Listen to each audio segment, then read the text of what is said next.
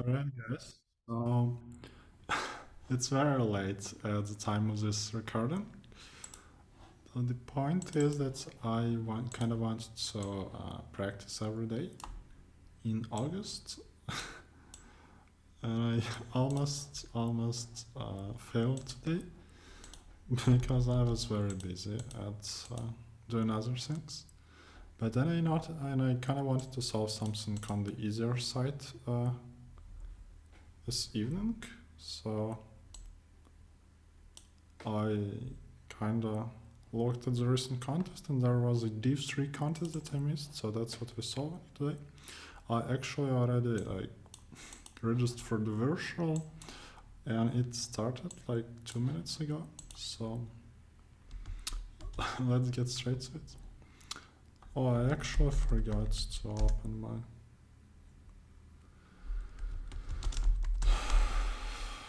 Oof, no thank you. No, please no. Okay, so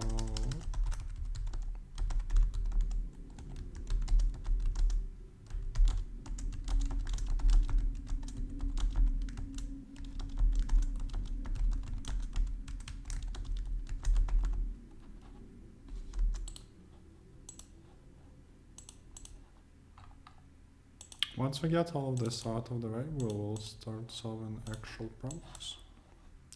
That is incorrect. Yes, okay. So complete problem set and submit. Also notice how there are multiple versions of 2 problems, which is kind of, I guess, a lot of problems. It means like 8. Okay, so problem A, Polycarp in coins. Polycarp must pay exactly n burls at the checkout. He has coins of 2 nominal values, 1 burl and 2 burls.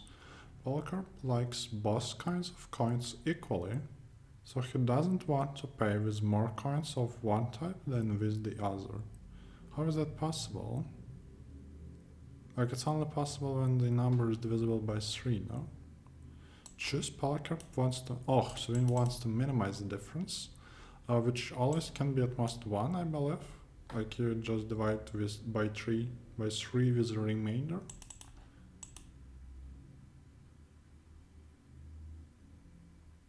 Okay. We can do that, totally. Yeah, I wanted to solve something on the easier side because sometimes our screencasts end up being quite complex. It's not what I want to do at midnight, basically.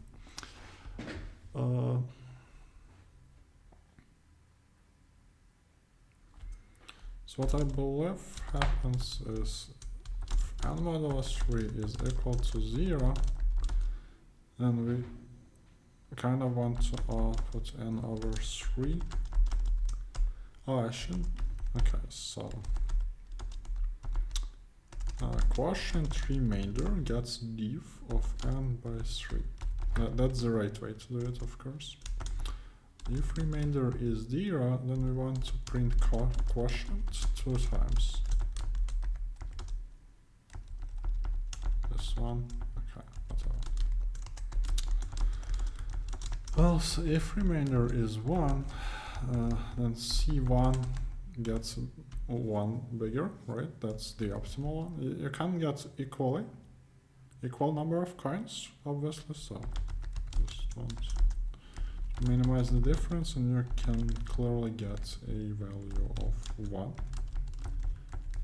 And if the remainder is 2, then you just print this, right?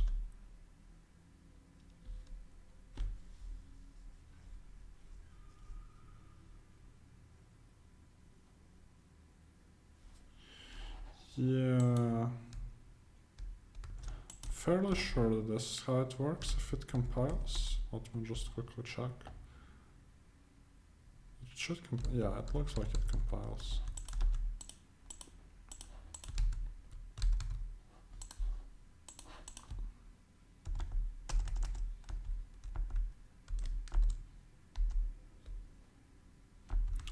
Okay, so this problem not surprisingly got accepted. Let's read the problem B1. This is a simplified version of the problem B2. Perhaps I should read the problem B2 before you start solving B1. Okay. This problem is an extension of the problem. It has quite many differences, so you should read the statement completely. But what's the point then? Okay. Paul and Mary have a favorite string S, which consists of lowercase letters of the Latin alphabet. They want to paint using pieces of chalk of two colors, red and green. Let's call a coloring of a string wonderful if the following conditions are met.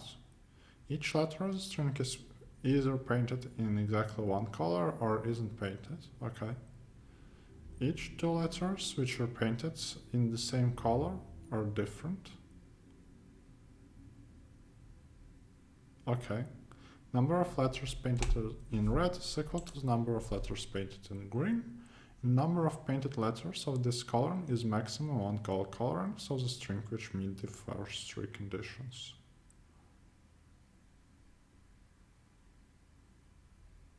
Okay.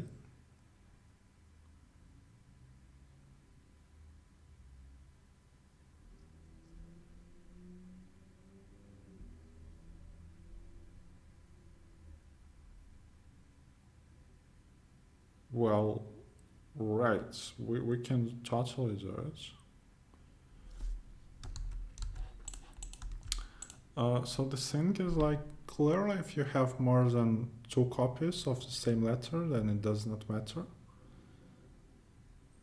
So you basically can assume that you either have one copy of each letter or two copies of each letter. If you have two, then they can be painted different colors. And all letters, I believe, like, there is a way to paint all letters which appear at most twice, except for possibly one if the number is odd. Like, just paint some half green and the rest half will be red.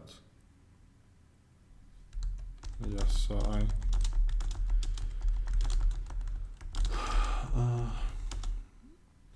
only one string, okay. The number of characters does not exceed. Oh, okay, good for you.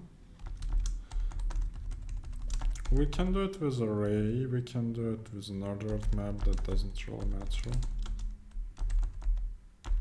Frequency map. For each character in our string, we want to increment that.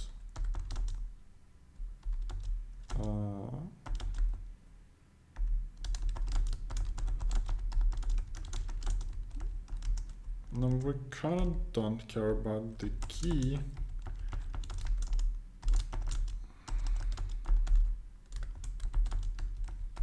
We don't want to take more than two copies because we can't use them in any way.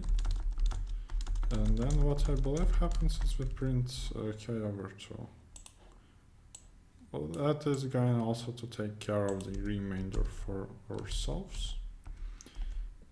We'll just check that it compiles.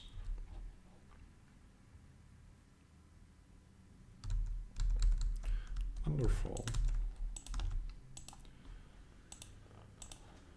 It's actually wonderful colorings. Okay. Not surprisingly, I guess we can copy it, but also we'll have to read. So recently Paul and Mary have found a new favorite sequence. They want to paint using pieces of chalk of K colors. The coloring of a sequence is called wonderful if the following conditions are met. Each element is painted either one of the K colors or not painted. Painted the same color or different. Let's calculate for each color the number of elements painted in the color.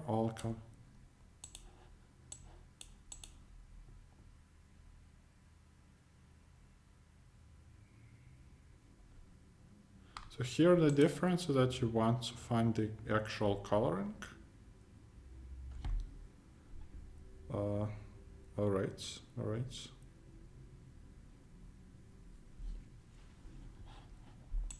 And instead of a string, we have a sequence. Oh, there are quite some. Okay. Input format is not very pleasing, but whatever. I also don't like how they redefined K. That's bad. That is just bad. Could have used another letter in its place. Why do you need to use K? I mean, K for colors makes sense, but I could have used a different letter in the previous version then. It just confuses people. It is just confusing.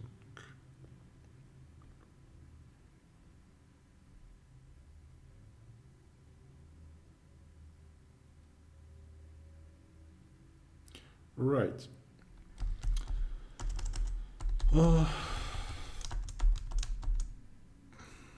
So what I wanted to have is,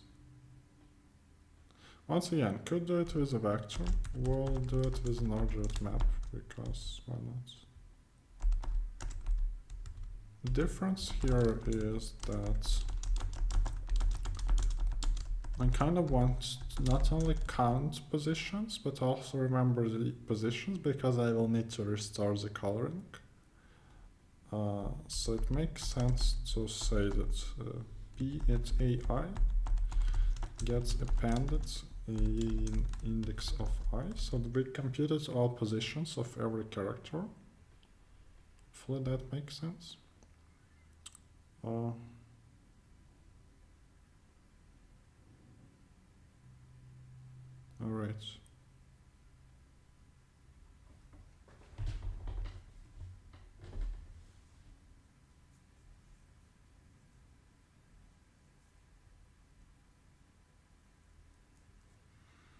So our idea was that we can paint like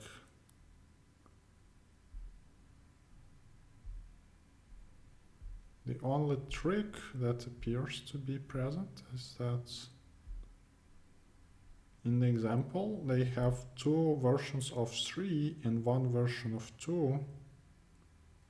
Oh, it doesn't matter. It doesn't really matter.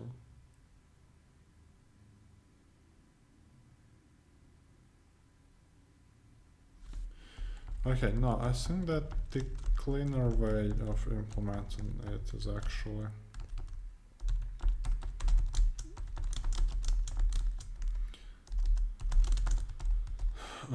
or can we just print it straight away? Yeah, we can print it just straight away.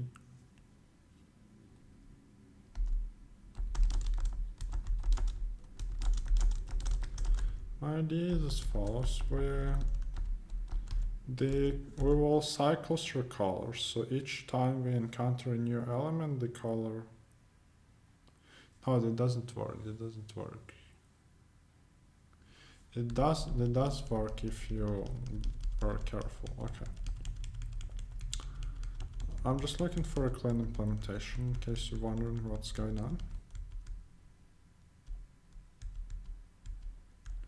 It's probably quite... okay, that is going to be good, I think.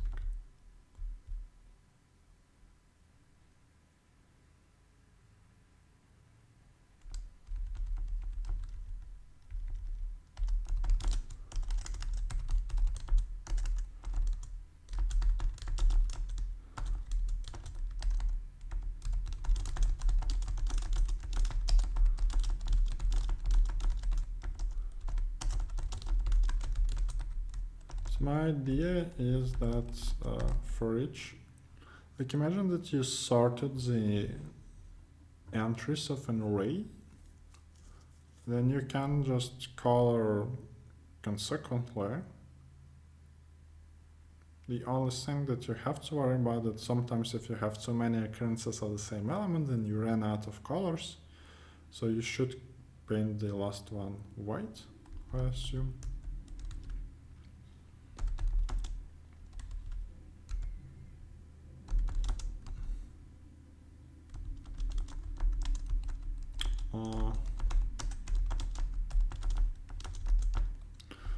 We should not copy that, so we'll do that instead. have like current color, a vector to hold all colors. We loop over entries of our map. Technically we don't care about the key, but more on that later. Now we can loop over our positions.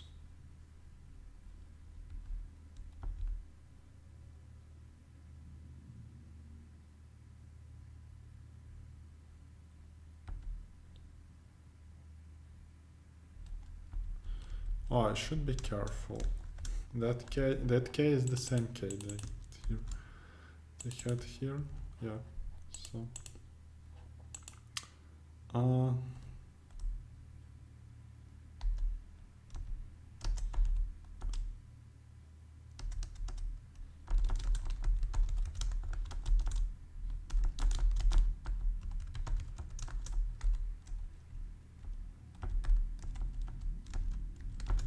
I could also do that.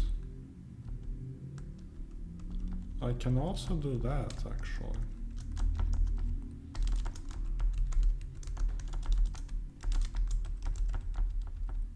We don't need more than k occurrences of any number because there is no way we're gonna use them. So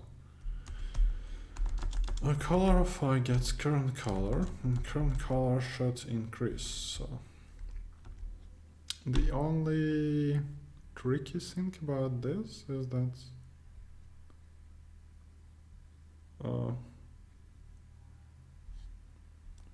no, current color should also get modded by k. I think that it actually gets +1. Let's say that it is original -1 and then add +1 here. I don't think that it's the cleanest way of saying what I meant, but okay. So the problem we are having at the moment is that we may like try to go too far with this thing. Like if number of such position is not divisible by k, then we tried to go too far.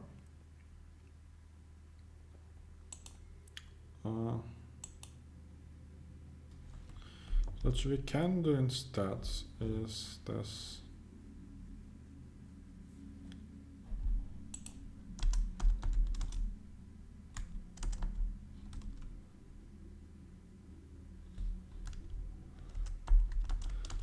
I'll denote the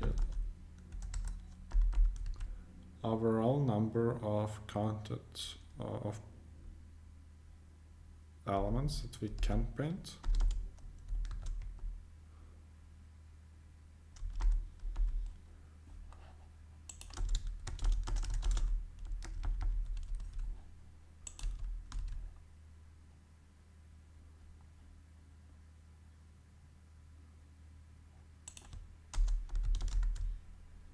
Oof, that is not clean at all. It is not clean at all.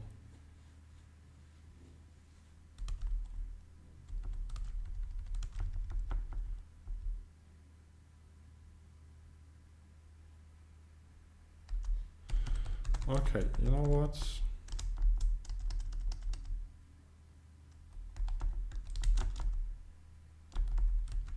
There's no point. Okay.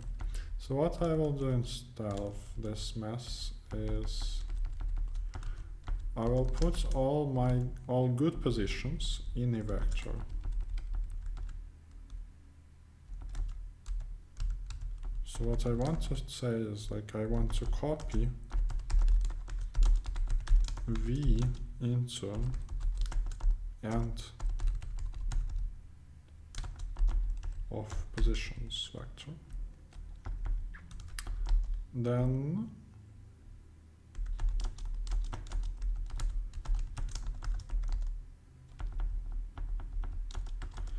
to divide it by k and multiply it by k.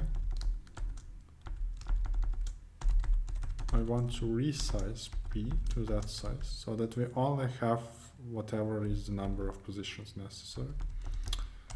The only difference is that it's PV actually. Okay, and now I can deal with it.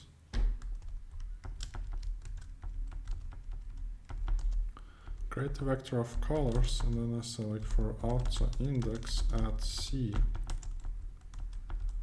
or actually for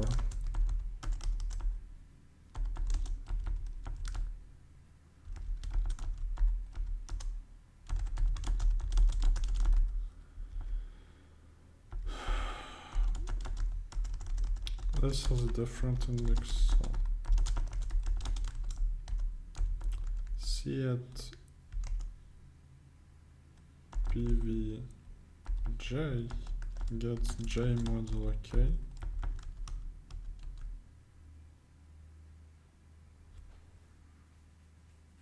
So what happens is like I want to take at most K positions of each element.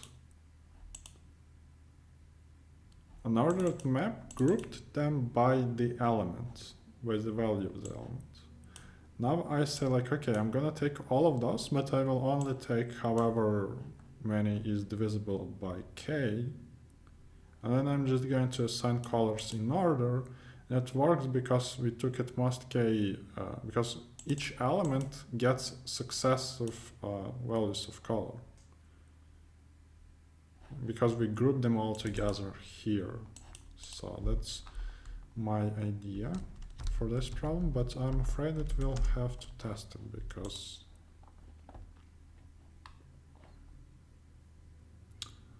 I don't care too much about that.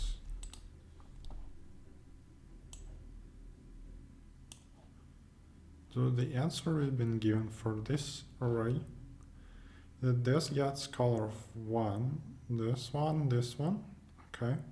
This gets the color of 3, this 3, this 3, that's okay. This gets the color of 2, then 2, that's 2. This looks okay. Here we can use 4 different colors, beautiful. Here we only had 1 color. Here we only got 1 color and we use it to the max. For a total of 8 guys. Yeah, the exact coloring is a bit different. But that's okay, we can print any solution. Here there was 1, 0. It looks more or less legit.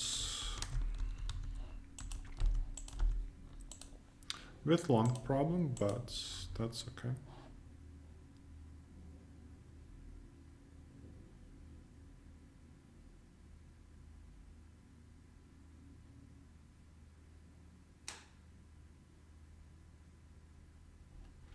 Okay, took some time, but that's fine.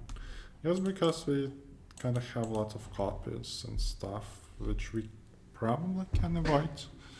I kind of didn't want to get a very bad implementation, so that's fine. All right. Problem C, interest and story. The time limit is increased for this one.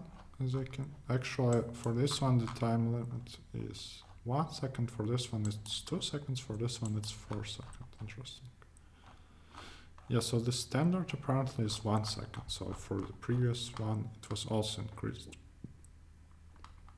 Not sure why, but okay. Probably because copying a lot of stuff around takes more time in some slower languages.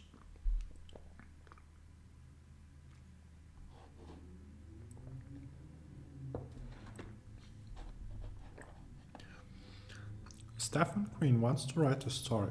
He's a very unusual writer. He uses only letters A, B, C, and E. D and E. To compose the story, Stephen wrote out n words consisting of the first 5 lowercase letters of the Latin alphabet. By the way, I'm just curious, what is 26 to the 5th? That's not too much. Not too much. Not too many, I guess, because that's a countable number.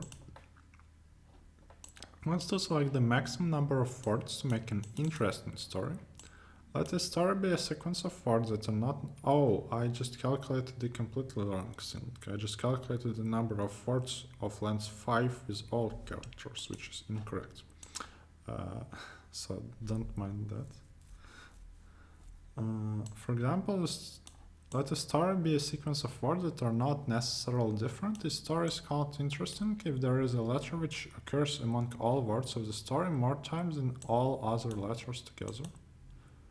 Alright. For example, the story consists of 3 words BAC, AAADA, and E is interesting. Letter A occurs 5 times, all other letters occurs 4 times in total. The story consists of 2 words ABBA, and ABCD is not, because there are only 3 A's, and everything else is more. So we give a sequence of n words. We want to choose the maximum number of them to make an interesting story. If there is no way to make a non-empty story, output 0.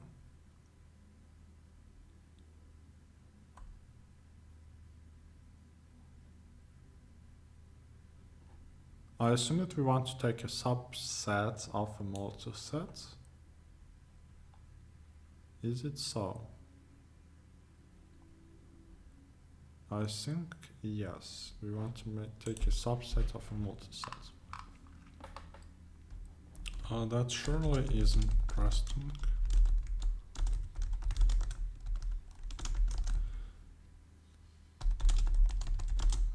Not immediately clear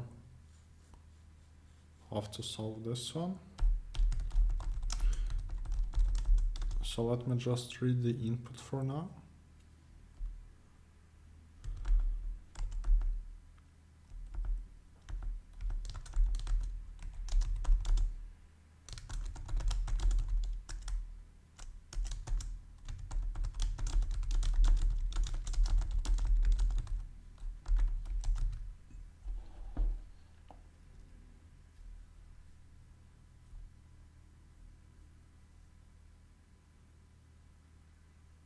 Okay, imagine that we know which letter is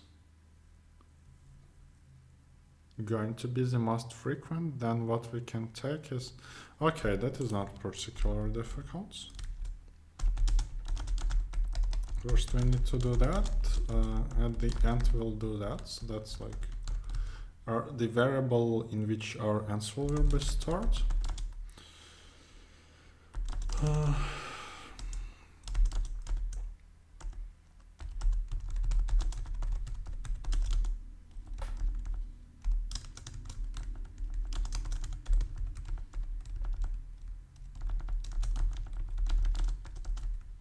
Idea is we can loop over all characters. We consider for each character we consider like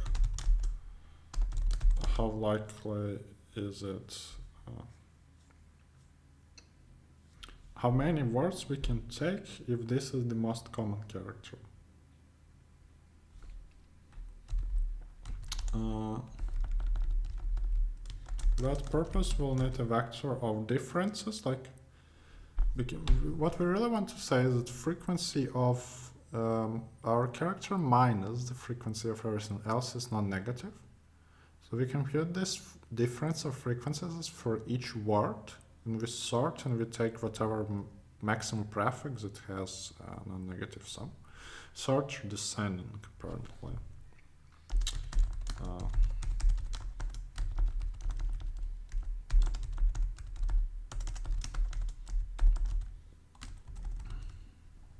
And by the way, that is an interesting question. I sort descending like this.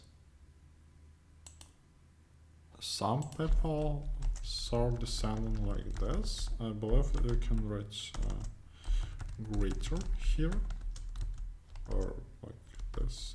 I'm not exactly sure. It should be like this is a type, I believe.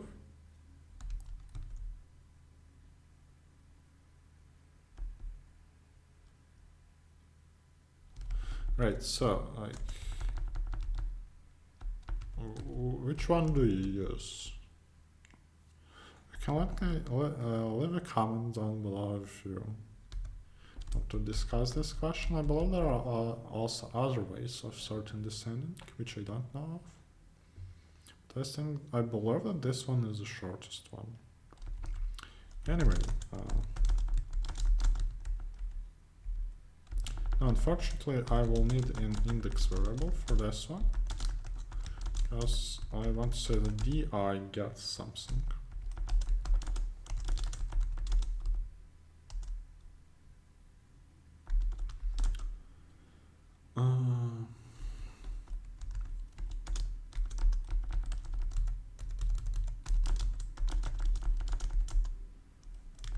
We increment that. Also we decrement the difference, which makes total sense, perfect sense.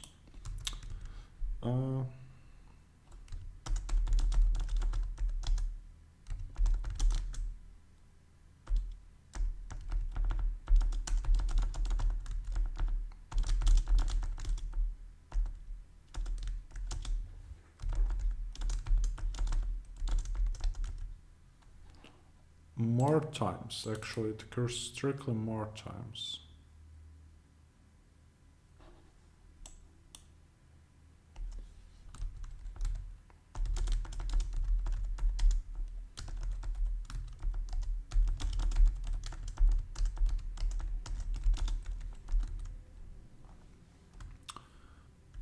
I'm not risking submitting it without testing, but I guess this is how it's supposed to be. Like what we do is we have a while loop which first check, we can actually like rework that to be a for loop with a break, or even like for loop where this gets into condition.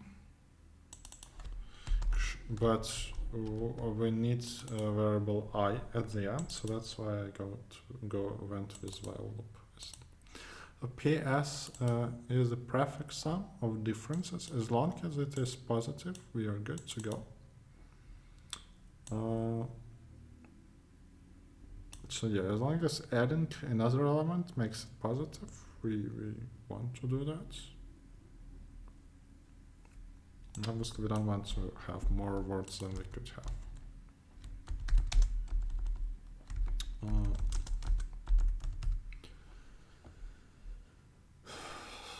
So let's run this. And first we're getting our 3, 2, 0, 2, 3, 2, which makes sense. So I feel like submitting it. Takes a total of like 5, yeah, it got accepted straight away. You can see. So first half of the contest out of the way, the second half was going to be harder. I assume so.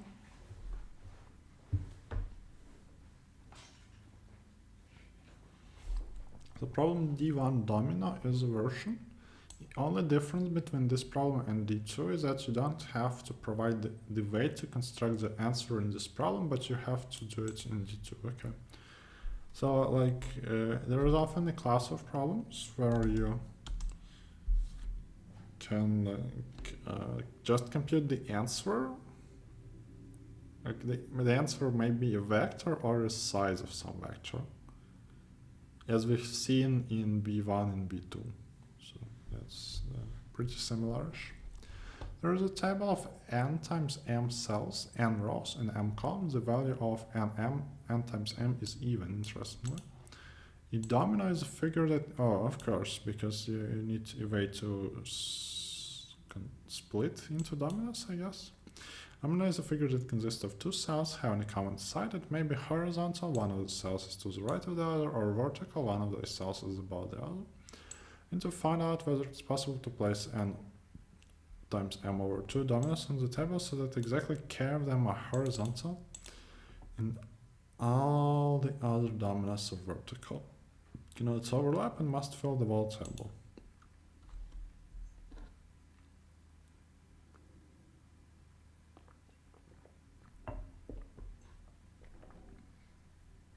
It sounds like 5th grade math. I'm pretty sure that like, when I was first seeing something like this, we figured a simple criterion. It may actually be that k has to be even. But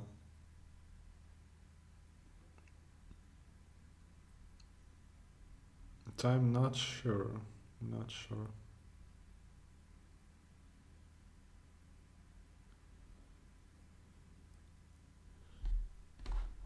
So anim k, let's see. No, sometimes odd k also work. I'm pretty sure. Oh no. Oh no. It is incorrect. Okay.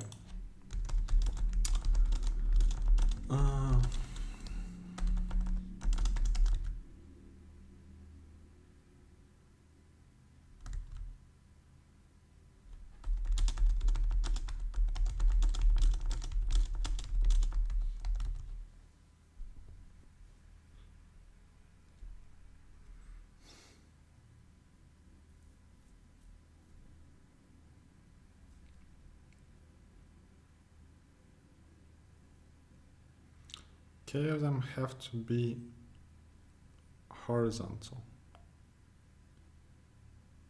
And the rest are vertical.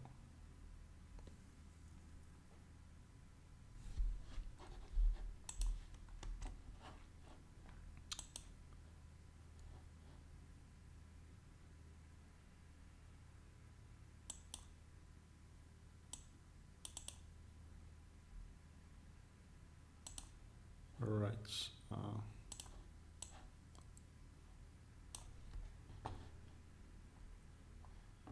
We have a table like this. Let's go through samples.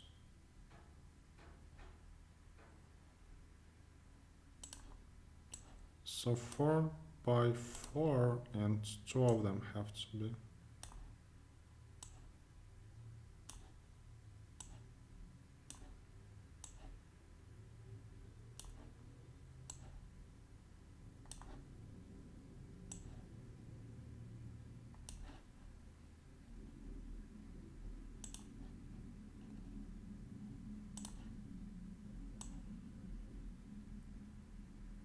For this one,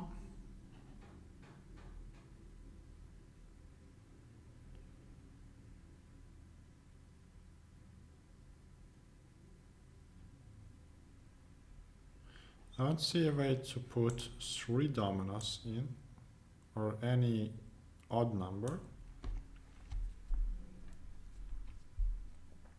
Why does this happen? So usually in such cases, like when chessboard coloring is not enough, what you want to do is use 4-color coloring. That's what we're gonna do. There are different ways. I actually think that we may need something like this.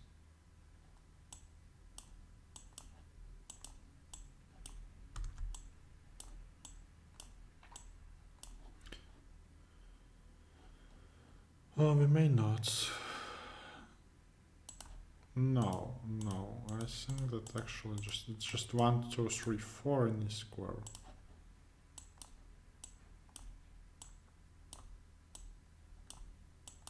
It's got to be, right?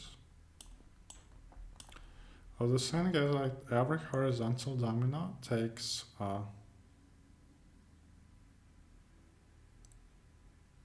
3 and 4, or 1 and 2.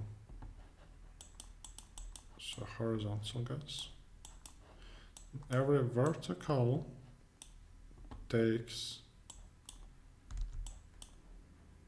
1 and 3, or 2 and 4.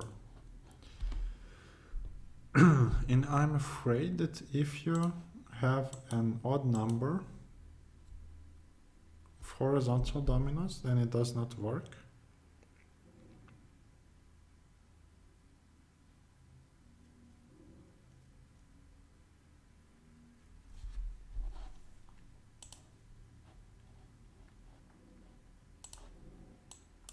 example, if we have A of those, B of those, C of those, D of those, and what we really need is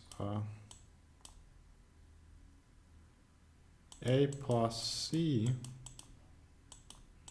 should be equal to A plus D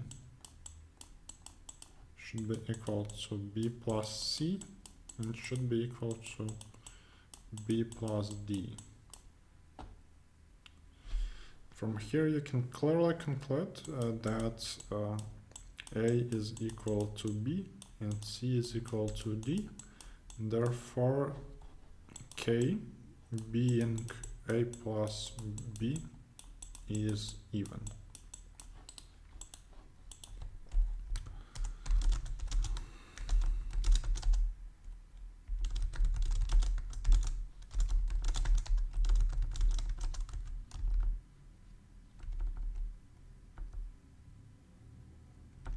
So we are in the case when this is like this, and both are even.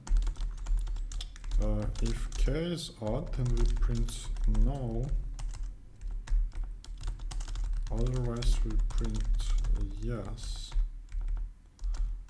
Well, I will print a new line just once. Oh no. I'm afraid that I will have to print it all the time, because in D2 I will have to restore the answer, which is uncomfortable. Just uncomfortable.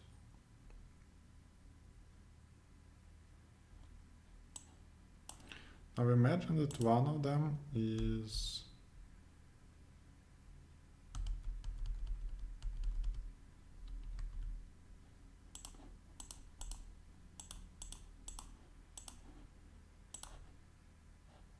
can I get just those guys?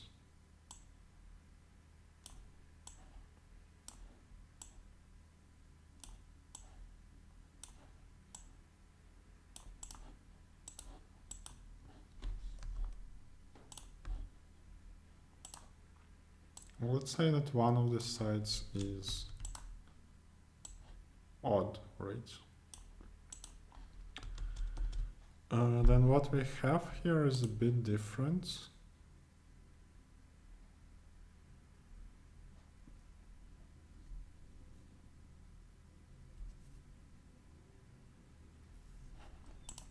I believe the situation is actually opposite.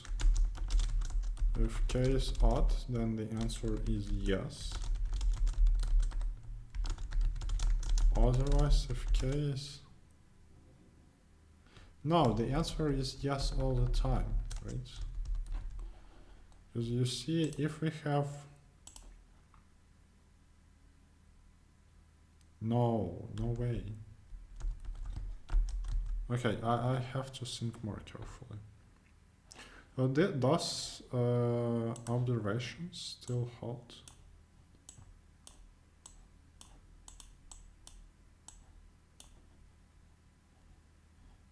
Right.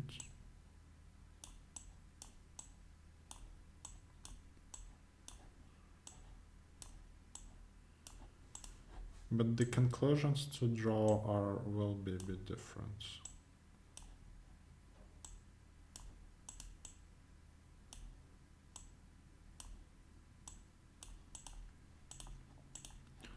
The way it works, it's not longer equal, because the number of 1s and 2s and 3s and 4s is not equal at the moment. So,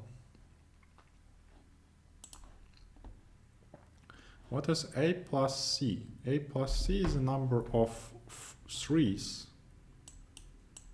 So we, this is n, this is m. So we should add m to it.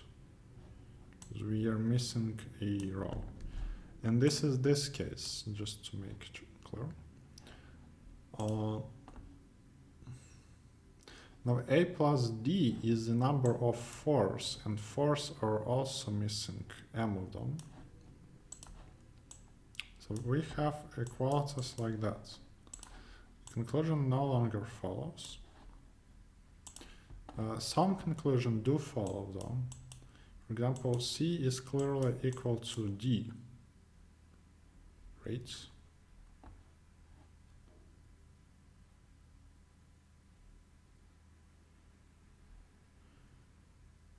And therefore,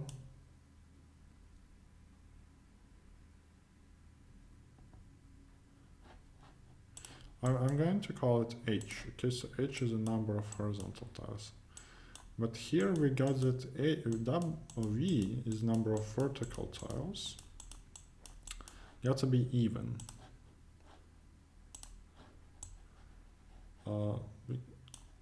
Now it depends.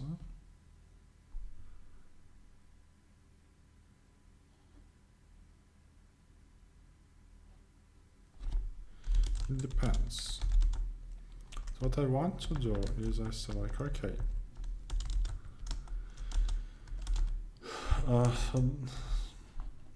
Can I actually rename K to H?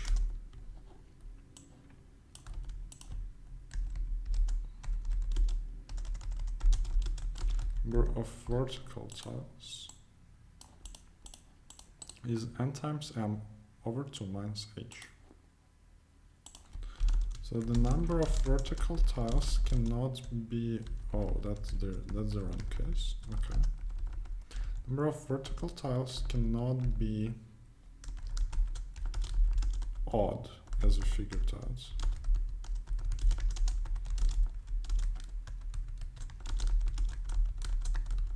It depends on the exact dimensions, whether it's gonna be good or not. Like if m is divisible by 4 or if m is not divisible by 4. If m is divisible by 4, then I think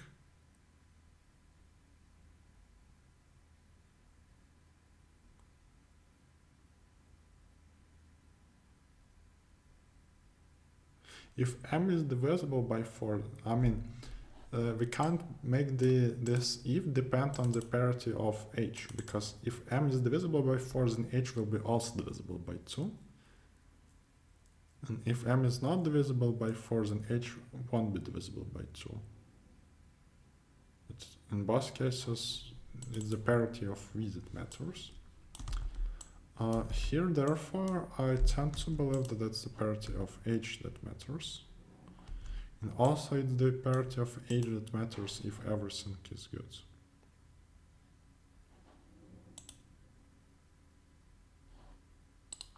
However, like that should be the case.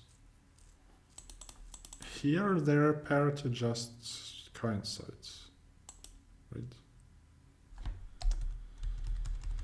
We can even assert that. So, like, you can make a decision based on either one of them. That doesn't really matter. So I think that this works like that. It's a common technique in math, Olympiad math. So, like,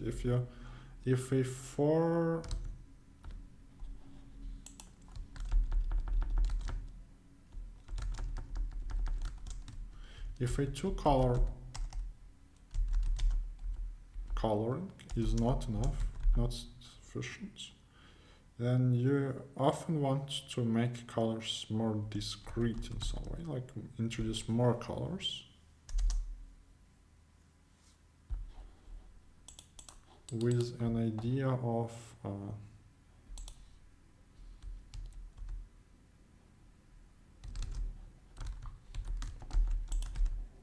like you want to differentiate more things from each other.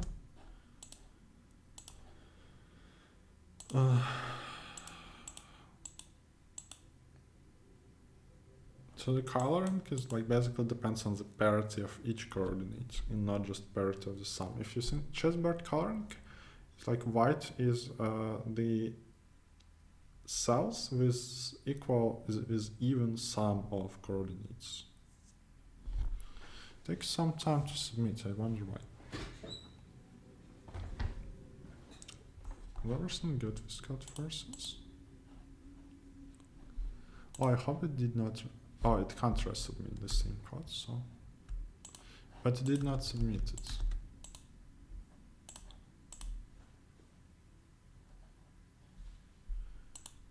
Okay, okay.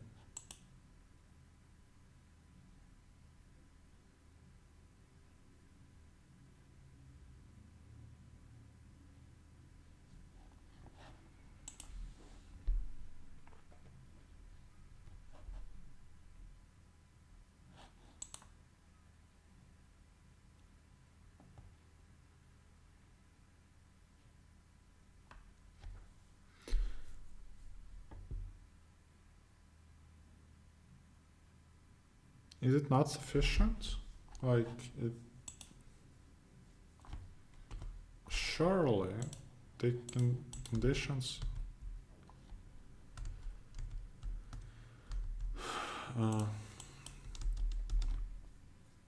we talked about, they are necessary. So the only thing that I can imagine is that we print yes when we should print no.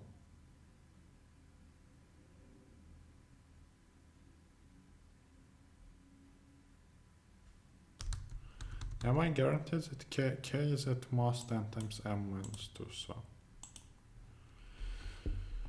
so this is non-negative at least.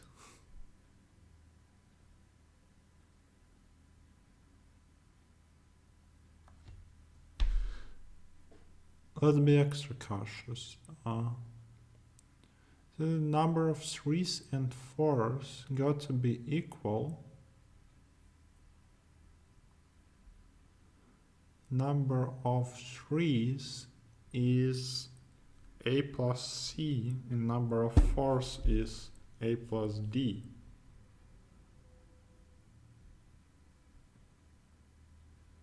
So therefore c equals d, and the number of vertical columns must be, vertical dominoes must be even.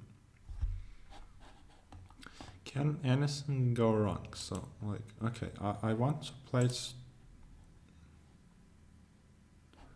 Oh, right. There's one more slight issue. The number of vertical dominoes is clearly limited from above by this number, which is 4. So there's always one row that you can't tile.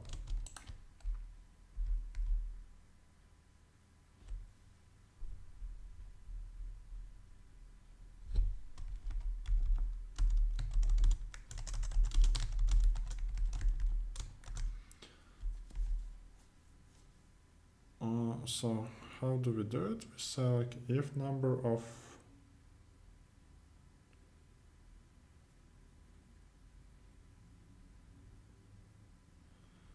horizontal dominoes is less than m over 2, then we can't do anything. I'm sorry, but we can't do anything here. Here, if number of vertical dominoes is less than n over 2, then we also can't do anything. Normally I would go and find a test case when this actually differs, like test on it and then press submit. But that's practice, so we can just check if that works, and that works. Okay. Here we want to print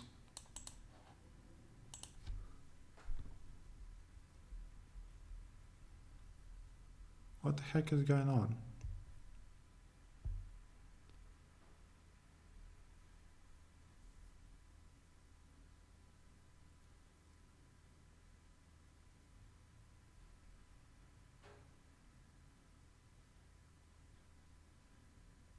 What? No. Oh, we can repeat the letter. Okay, so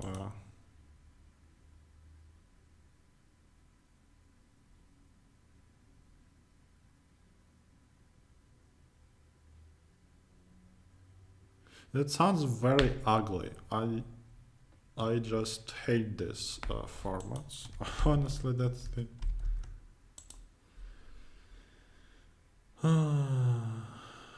No, you could have asked to mark every upper cell and every left cell, and that's it.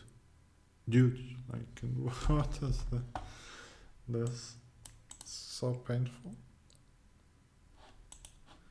So anyways.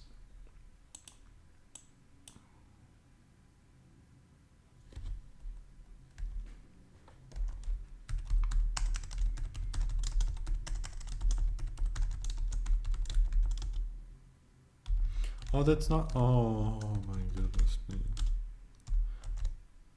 How did you manage to create such an annoying problem? That is just impressive in a way, you know.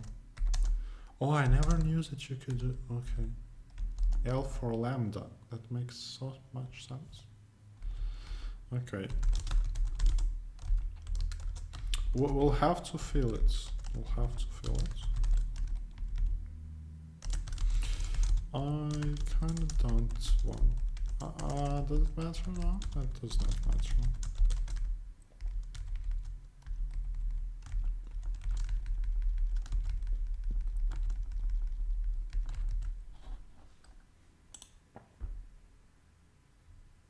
Oh, sorry about that. Right. But I've been thinking that here I definitely want to loop over squares, 2 by 2 squares. So I've been thinking is like if horizontal, and we have at least 2 horizontals because we all use them in squares. So what I was thinking about is that this will get letter A, this will also get letter A, but 2 of those guys will get letter B. And also H gets to be decreased once, twice. That's like 2 separate dominoes. Otherwise,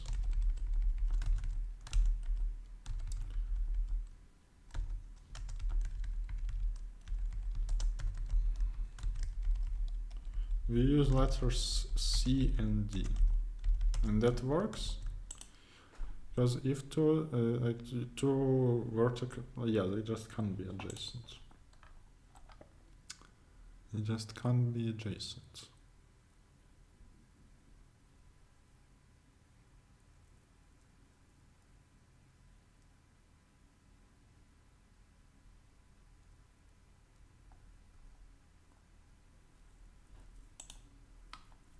So here the number of rows is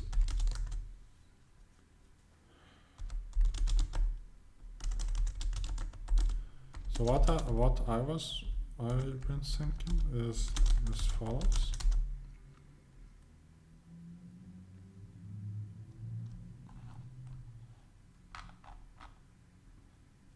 For first row, surely I just check that I have enough horizontal dominoes to fill it in completely.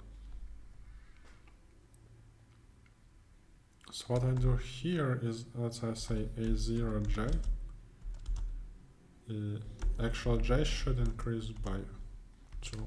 Yes. Okay.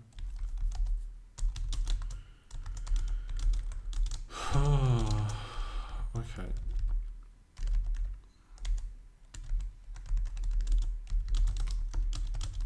So we are just filling the first row in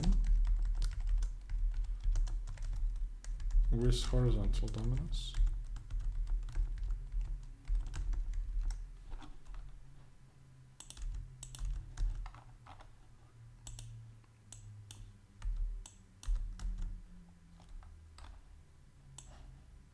Well, that is very ugly, but whatever.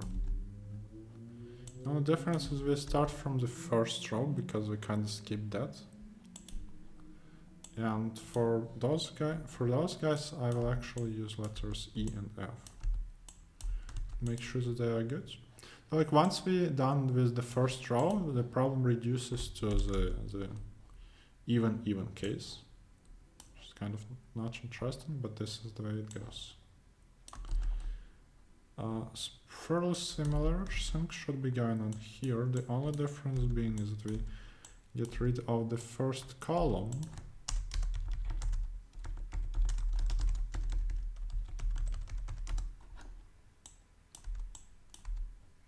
And also that does not influence the number of horizontal cells, dominoes.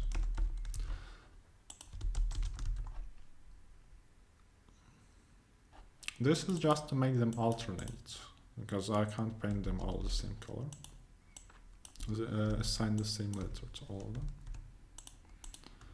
You only keep track of horizontal guys, so like we split all the board into cells. I'm messing around with this. Oh, because I didn't copy that, right?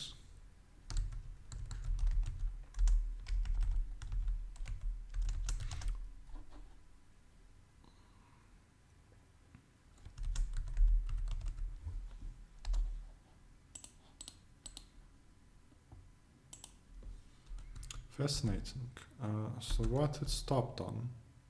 230.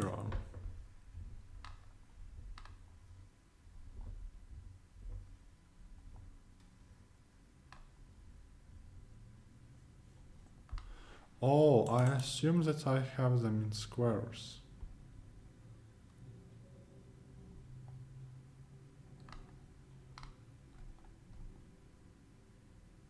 Right? Or what is the problem? No, but I do have them in squares. And the parity is right. So what's the thing then?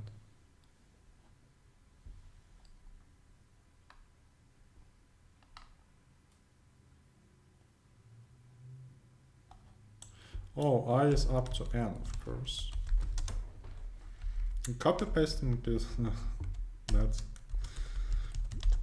There is probably a cleaner way of implement what I'm thinking about, but kind of don't care. So here you can see that something went wrong. Oh right, because I was not thinking like. CD is the pattern that we use for this square.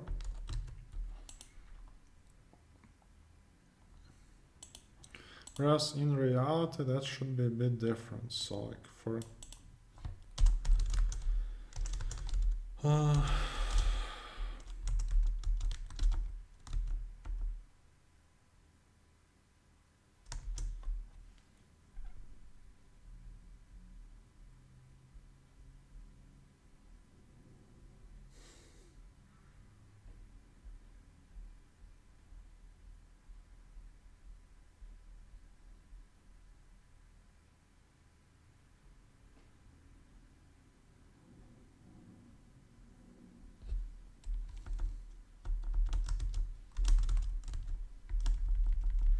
alright, that is quite strange looking. This game getting canonically complicated, but okay, so E, F, G, H, right?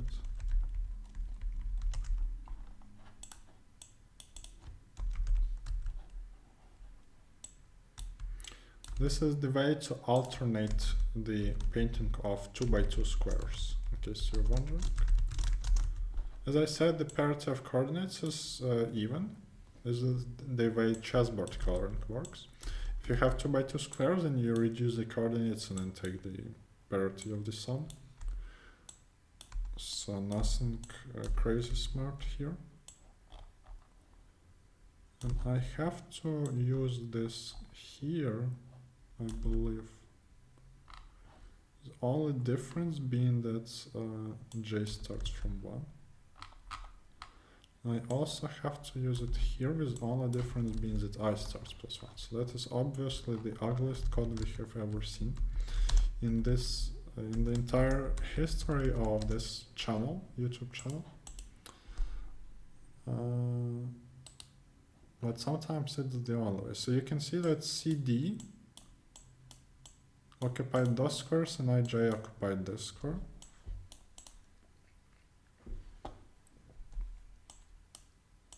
So here the first row had to be reduced, then goes G-AB, G-AB. It's very ugly.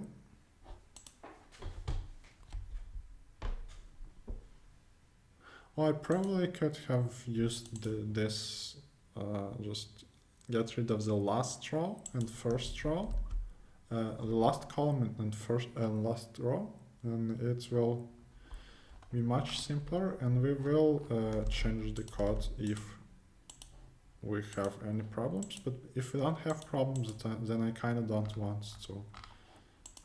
Excuse me, sir.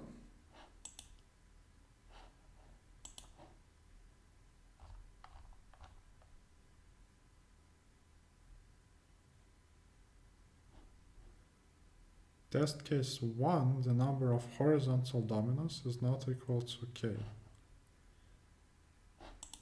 Oh, did I mess up?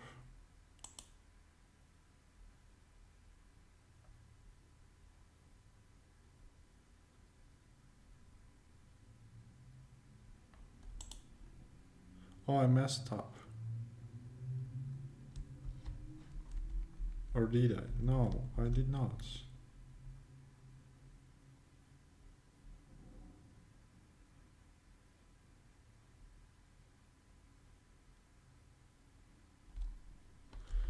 Oh, I messed up here. This should be D and this should be C. This should be... Okay, I messed up. Not very badly, however.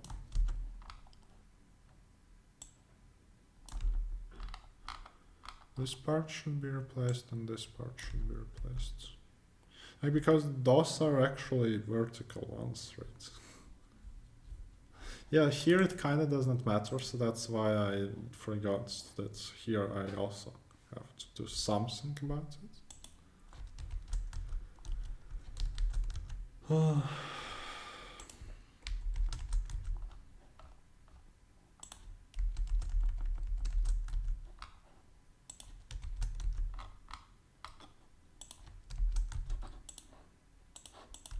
Luckily though it's wrong answer 1, so don't care too much about that resubmission. Wonderful. Beautiful. Yeah. So you can obviously, yeah, like that is the rank, that's on me. If you do this for the last column, so you get rid of the last column and the last row, you simplify to grid of 2 by 2 squares. Then you can definitely avoid such enormous code duplication.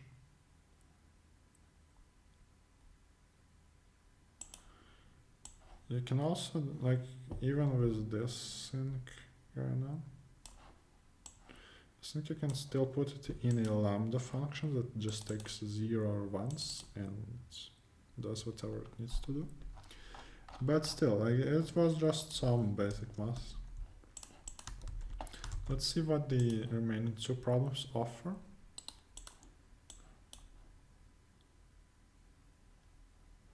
Actually wonder... Oh, we are doing not that badly. Yes, I've seen that problem D2 is actually more complicated than problem E, or at least has lower success rates. Somehow that happens. Interesting, so we are definitely a bit slow. Problem E, fixed points. Consider a sequence of integers. In one move you can select any element of this sequence and delete it. After an element is deleted, all elements to the right are shifted to the left by 1 position. Makes sense.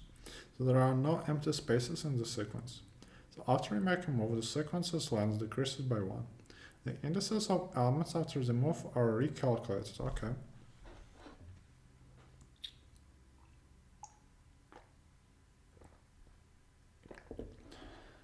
Okay, there is an example. I won't read it because it's already quite late.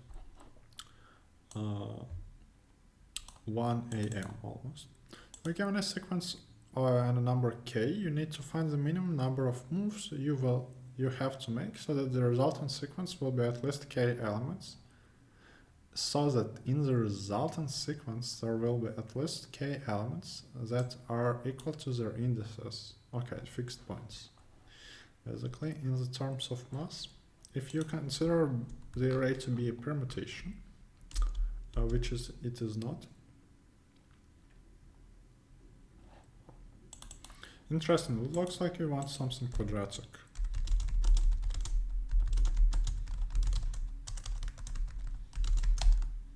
Is it dynamic programming? Is it?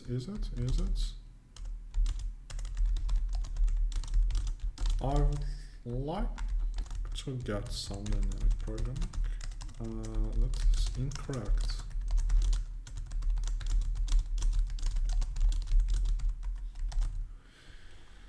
Right, and the int starts with 1 uncomfortably, but that's okay.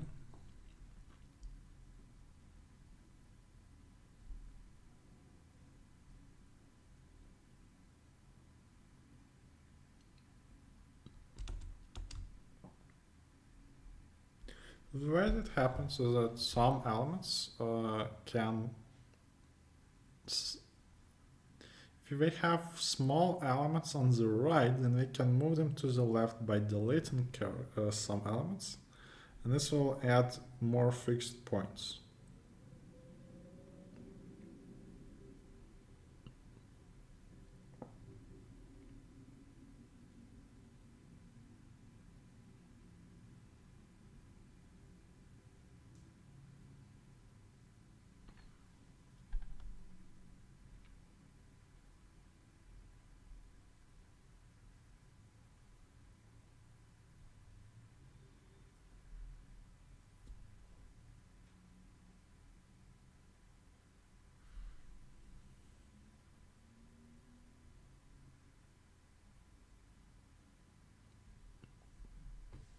I wonder what's expected here.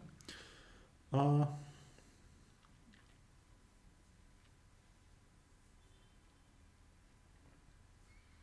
see, I kind of wanted to go with dynamic programming, but I don't quite see how it is supposed to work. I want to calculate the minimum number of moves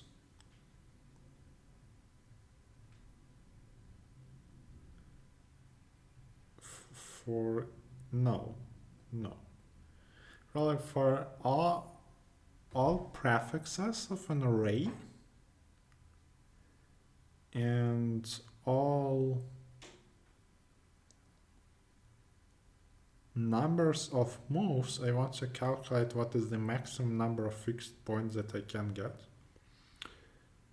How do I get from one prefix to how do I add an element though?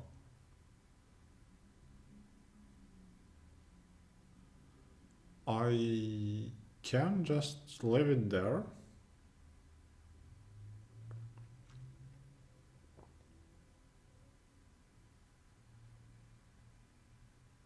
The only way it is going to influence anything is if it is going to be shifted to its position, right? And for that, we'll have to delete quite some elements.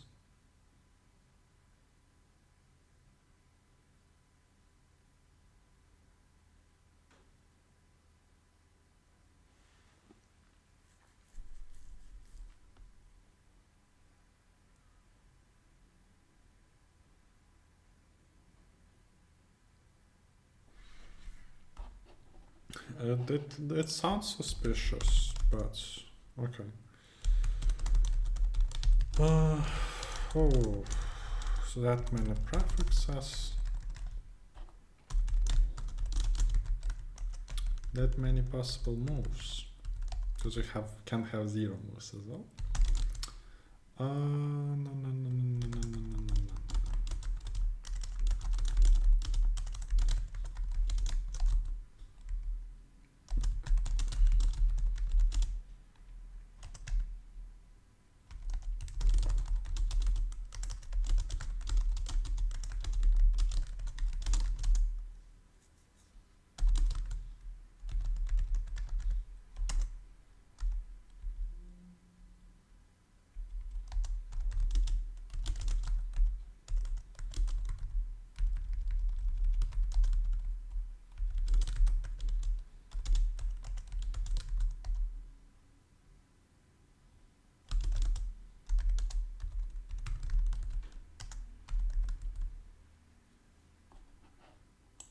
Can also rewrite it like this.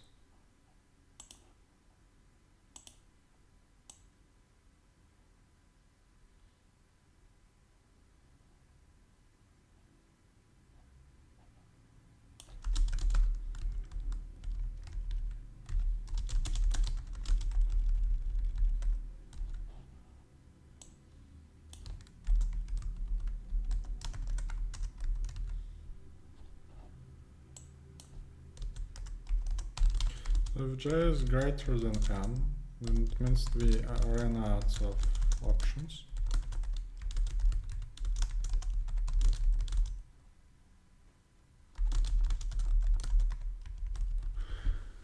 Oof. Answer wrong. J was declared in this cup. The problem is that have this one's extra.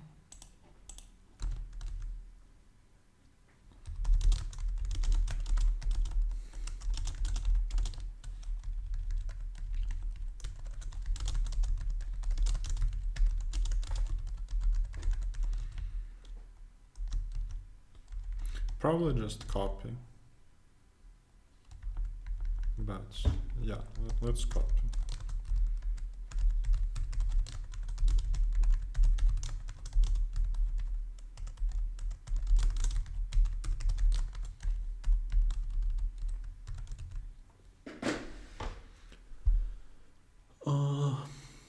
All right.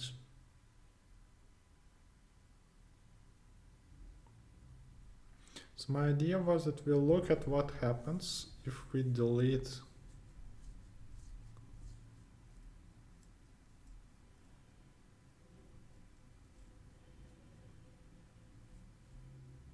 we need to delete some element. Okay, so like not AI. We want AI to be equal to I plus 1 because 1 based.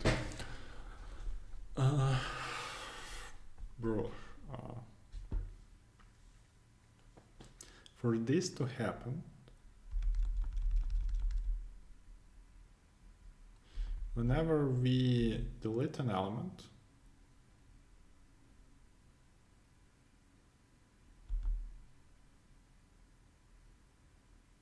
its index goes 1 down. So originally it's I plus 1. So we need that many removals to get it to its point. If you have more removals, it doesn't make sense. So it sounds like dp at I plus 1 minus I minus 1 minus AI should be incremented.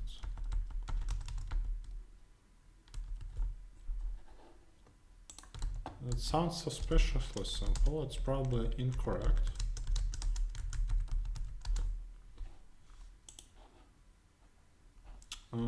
What? Oh, of course.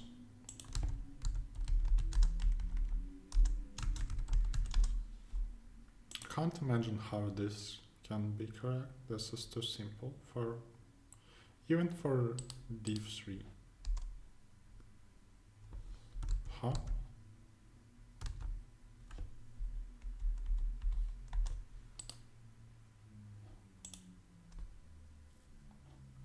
So it printed -1, but then it died. What?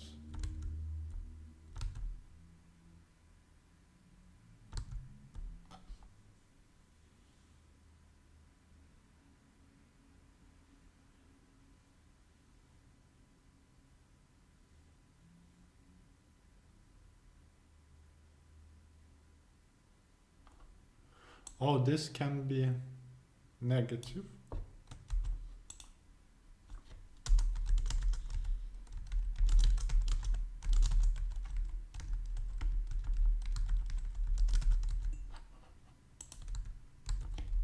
Right, a bit tricky.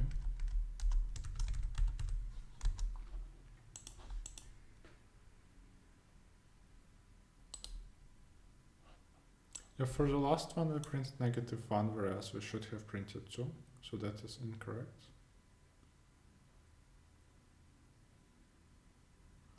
Why is it incorrect, however?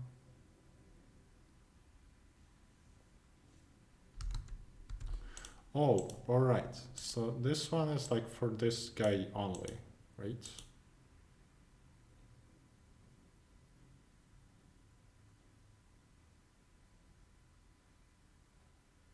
Like if we remove specifically these numbers, then we'll get one more fixed point.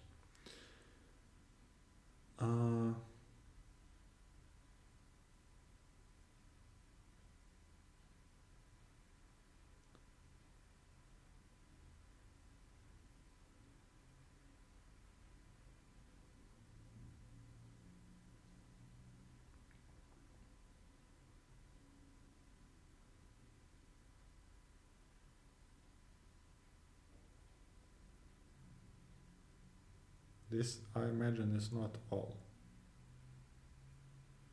that we can do.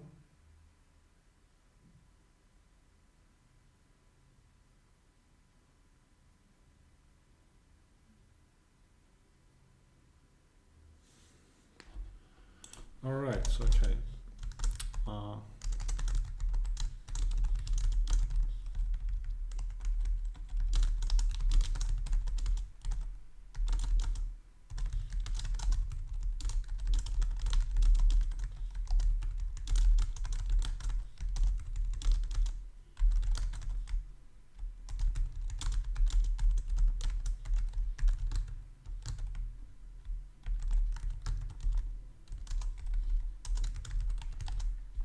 I'm probably missing some more transitions.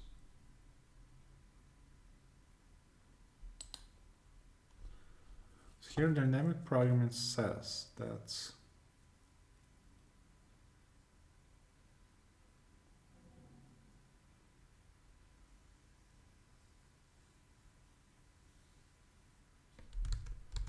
alright, we can remove that element. I say like what can also remove that element, meaning that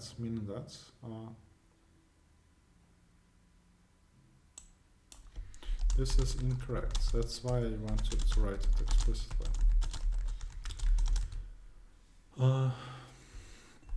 Must I guess? No.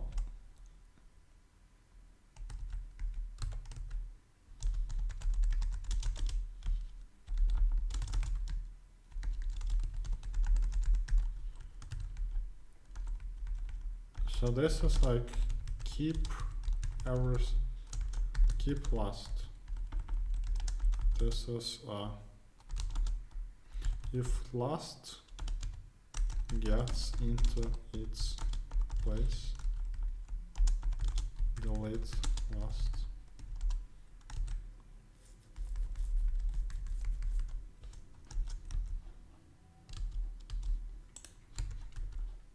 So this, you see, this thing that we can get is like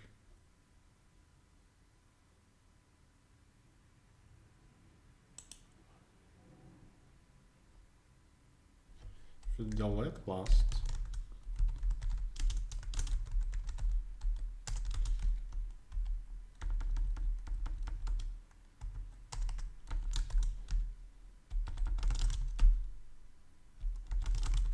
you can have things like this going on. So you can see like how this entry incremented, but what should have happened is like here 3 should have been going to the right slowly.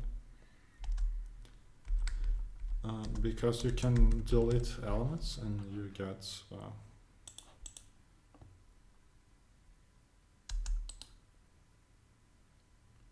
what you need. Here the answer is 1, I believe. Here the answer is 2. Here the answer is -1. Here the answer is 2. And it looks legit. And we can actually print that. That's of n squared output, which is not great. Oh, I should have.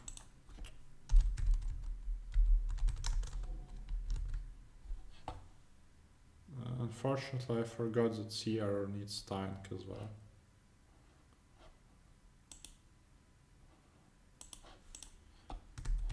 Let's submit with that.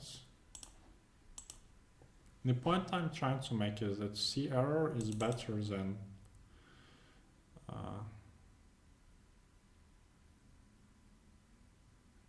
C out for debugging, because it is, you can untie it and then then it's still slow. Okay, still slow. All right, we'll just get rid of it then. Doesn't matter.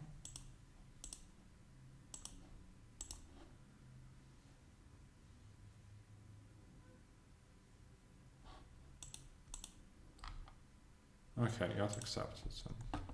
Okay, so for whatever reason, this C error was too slow. Probably. Oh, we were printing 4 million. Okay, we were printing 4 million integers. I think it's kind of slower.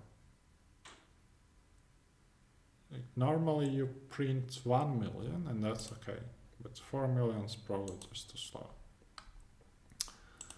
All right. So got that out of the way. With +2, which is of course not perfect, but whatever. All right. Some problems are just simple, like you have to analyze like what DP transitions you can have.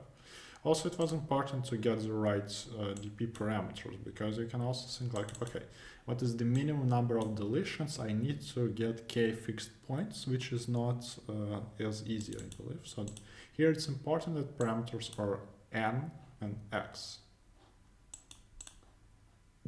and not n and k.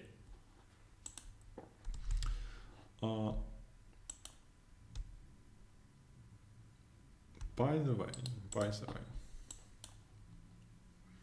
I just wonder 551. Yes, I remember that this was considered harder than this, but none of them was considered particularly hard. Yeah, I just looked through the difficulty barely, because I kind of, once again, I wanted something not very complicated, because it's already 1 AM. So I didn't want to pick something that has like 2600 rated problems. But overall we are doing not bad, except for like 2 unnecessary resubmissions. So problem F, a tree is undirected connected graph without cycles. Beautiful. We gain a tree of n vertices, find the number of ways to choose exactly k vertices in this tree so that all pairwise distances between the select vertices are equal. Whoa, beautiful. The problem I imagine is, wait a second.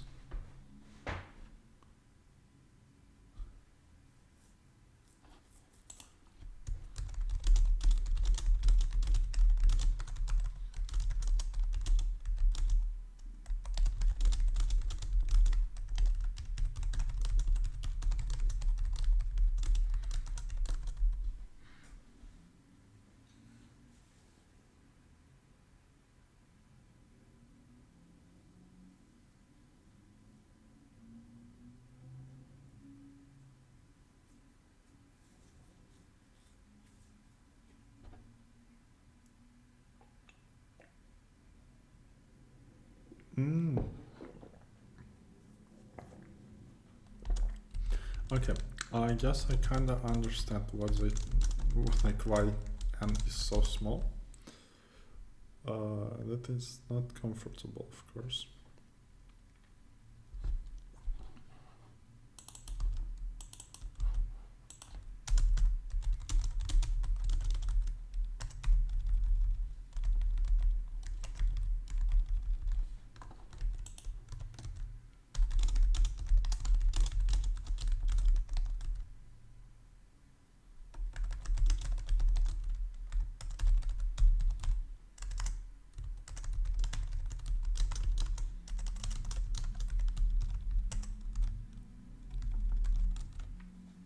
Oh, it already sounds complicated. Okay. No, I was thinking about the problem why I was typing, reading the input. I don't have a great feeling about it, to be honest. The previous two were like 2K rated and above, but they were fairly simple. And here I think that this was actually challenging a bit.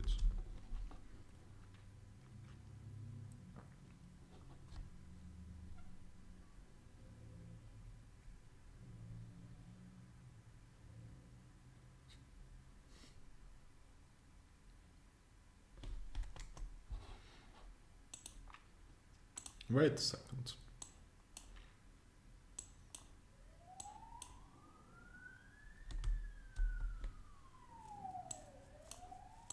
Imagine that we arbitrarily root our tree.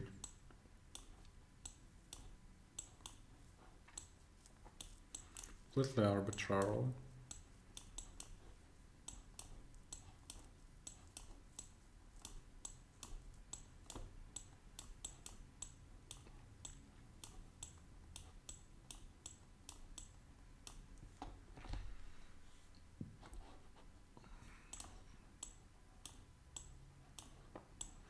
Listen, can this subset possibly be good?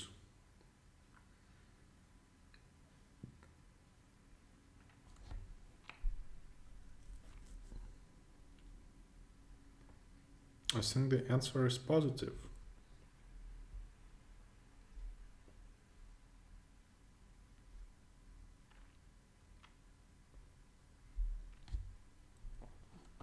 Like, theoretically, if you...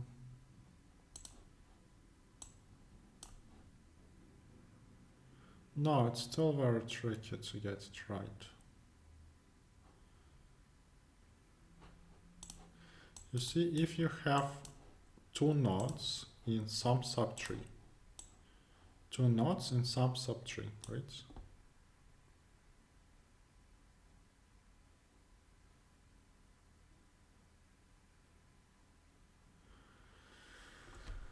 Oh, that is challenging.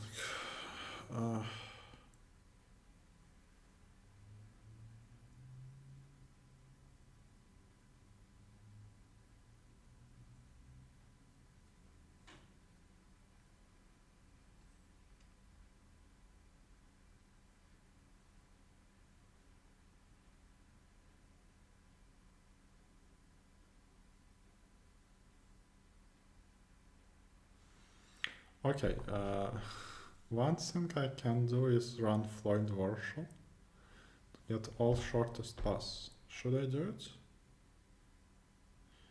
It surely won't hurt, right? It's kind of also not particularly long to type, so why not?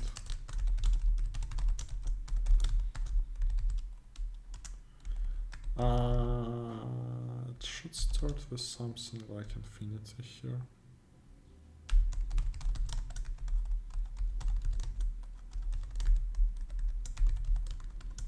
Or we can use n, because no path is longer than n minus 1 actually.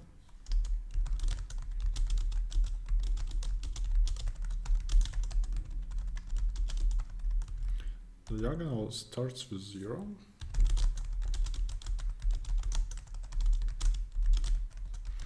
I run n iterations.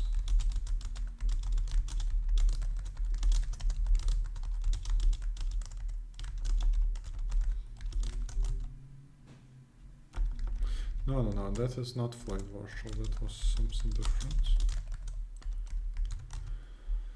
Distance from I to j gets minimum of distance from I to j. Oh, I forgot also that, yeah, this is what I was thinking about.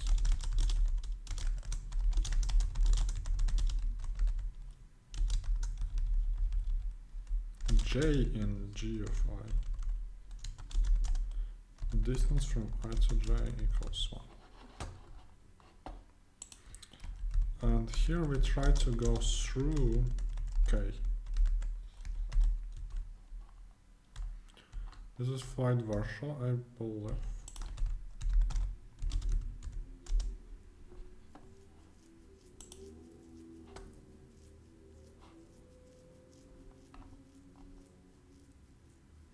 It looks pretty much like it.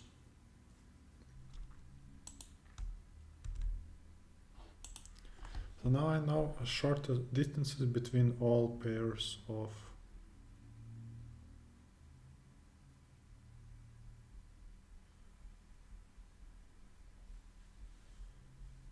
guys.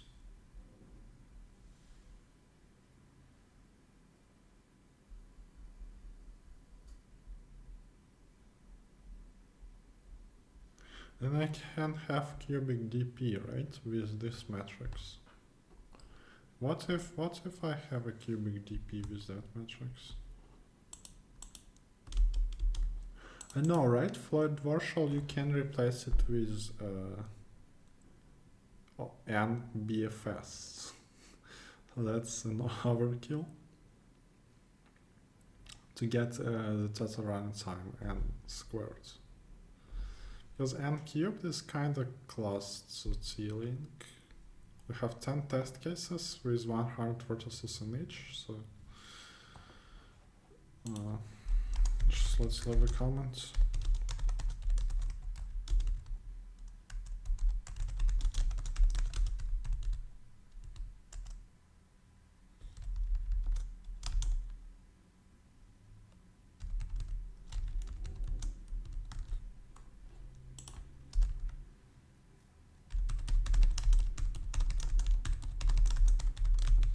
Oh, that's too much, probably. So what I'm trying to go for is number of ways. Like, I clearly want to use the distance somehow, and I suggest to group by this distance. Distance can take any values of.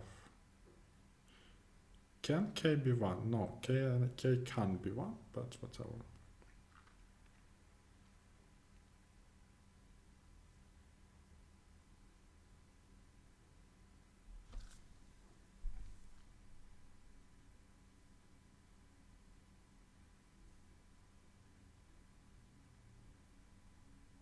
I kind of want to add another parameter in, but I'm not sure if we can afford it. So parameters are like prefix. Okay, and that is getting very complicated, so I will use a shortcut that we hopefully all already remember. If you write 0 here, it can infer that it's the same as calling int, so this is a vector of ints, this is a vector of vectors of ints, and this is a vector of vectors of vectors of ints. So prefix, distance, group size, maps,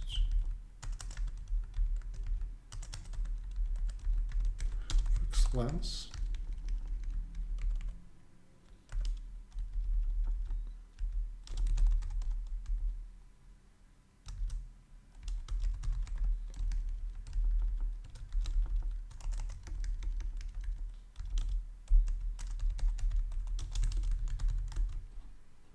this is the idea, at least that I'm having. And then, like, probably what the problem setter wanted to say is that if you do naively all transactions, it sets n to the 4th, but not all distances are used for all group sizes in perfect sense, so probably it's of n cubed worst cases away. It's kind of common, or at least I find it common that in some like medium level problems which are slightly above 2k rated, like sometimes it feels like naive solution is bad, and it is bad, but it's very simple to optimize something to get better, just because like you batch process something. It's a recurring idea I found useful for myself.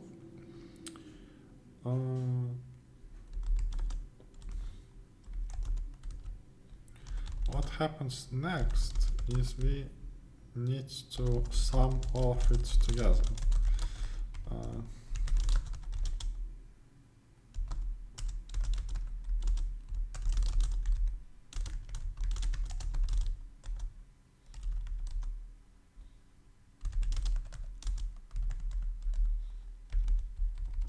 Oh, we should actually do that.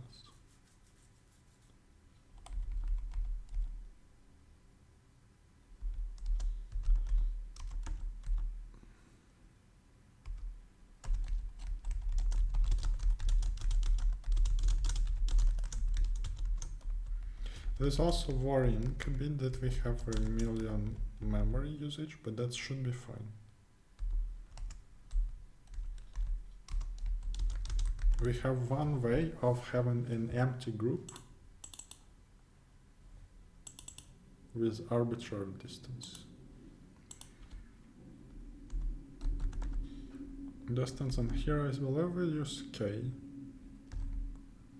Oh, then the last one should be also n plus 1. So distance can't be n,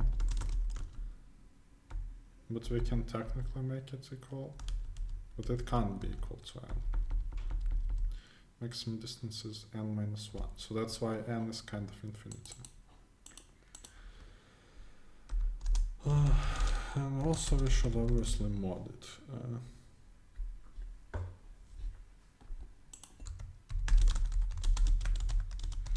And what I wanted to do is I said like, okay, I'm going to add vertices one by one.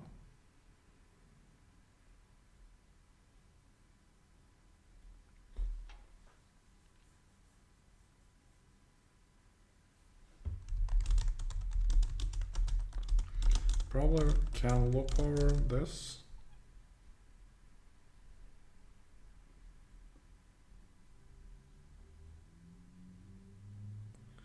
Oh no, but then I need...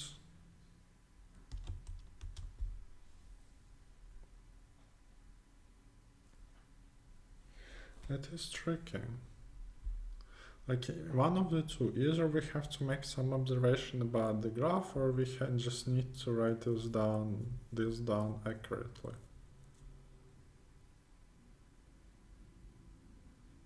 I think I need a short break to think about it, because it's quite late and I'm already melting a bit. So I will pause the recording for now and hopefully come back rather sooner than later. Actually, you know what? I just thought about it, like, I'm having a little bit of a hard time understanding what we should do here. I believe that what we actually want to do is not this. I am fairly certain that I can in fact delete most of it.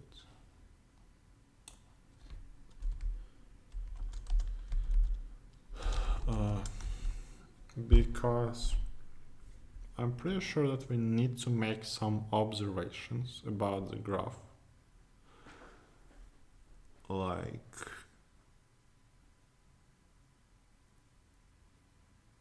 what a set of k equidistant vertices can look like. Because it sounds unlikely that we can have a lot of them. Unless they are all connected through something. if they are all connected through a vertex, and here we have like distance over 2, and that's fine. Otherwise, I don't see how it is possible to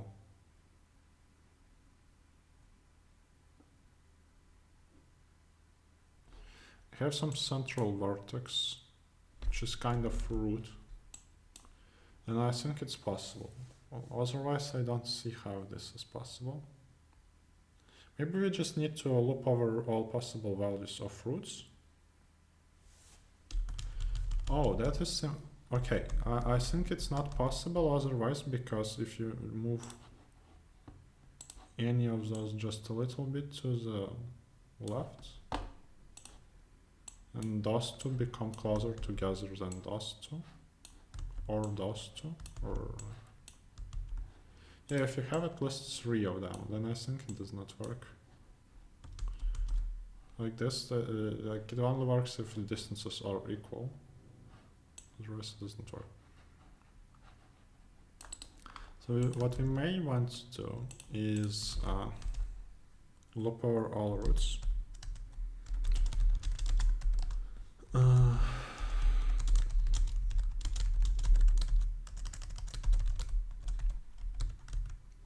And we choose like, we need a binomial coefficient probably.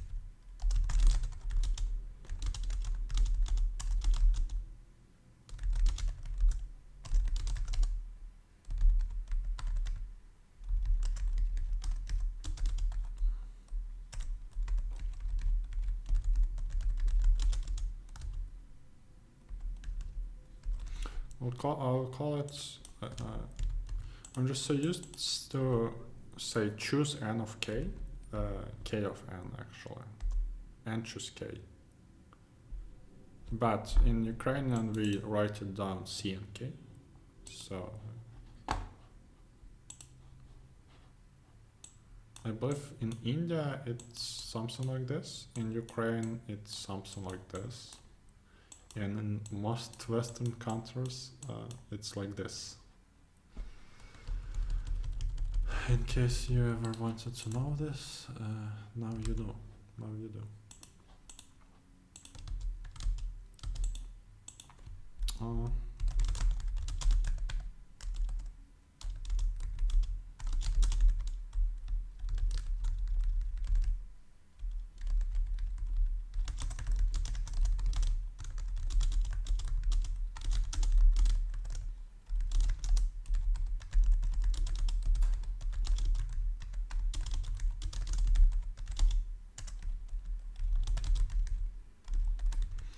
This binomial coefficients work like this. The only difference is they need to be modded because they are huge.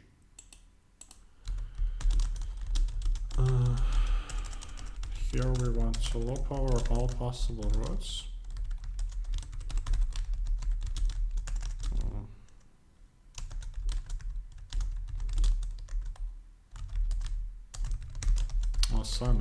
Okay.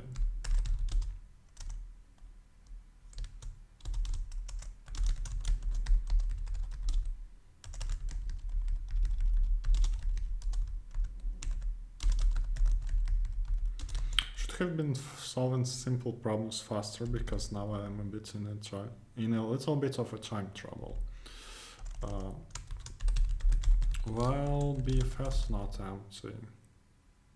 Yeah, I could have calculated with Floyd Warshall, but whatever. I got a feeling like we may need this BFS to be a BFS.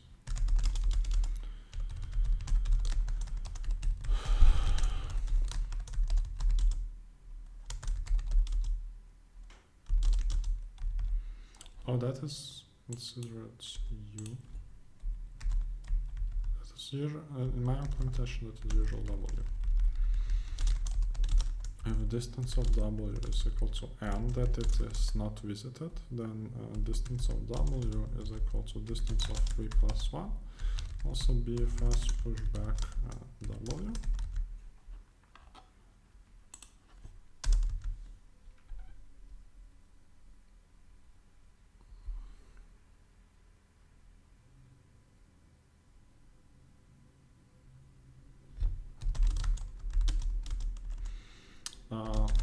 Yeah, whatever.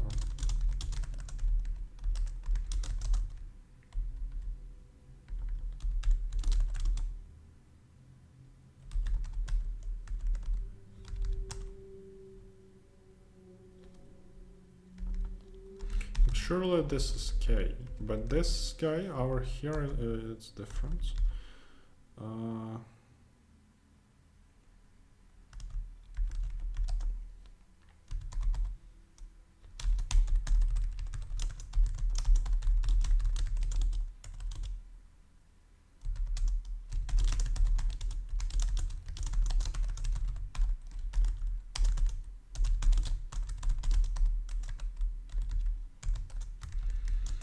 Key, I don't care about key, I only care about value.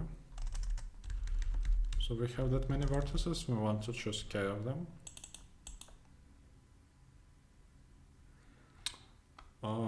There is one trick, however. I believe that this, like, obviously want to mod the answer. I also believe that this only works for like when we have at least 3 vertices, right? Because when we have 2, then it's a different story. So all of this is only necessary if we need at least, if K is at least 3, because otherwise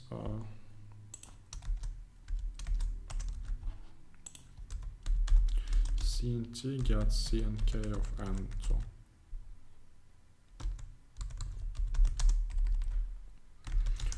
I have no idea if this is going to work. Undeclared. How is it undeclared if I read it here?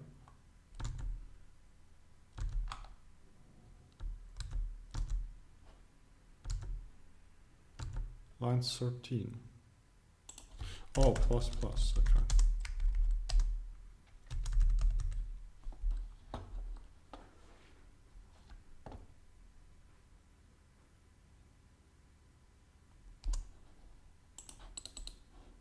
Six zero one. Bro, I don't know.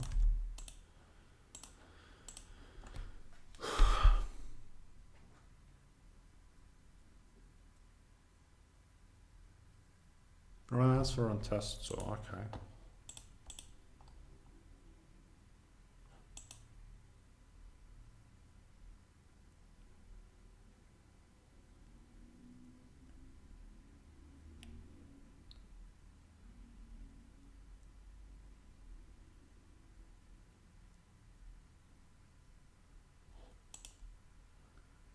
Is there anything simple that we are missing?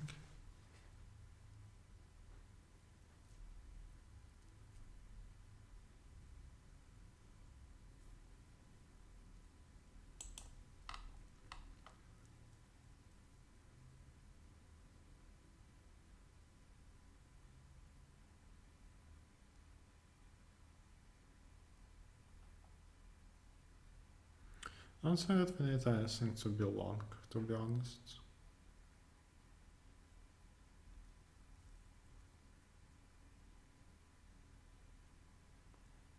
But maybe we do. No, normally we don't need it.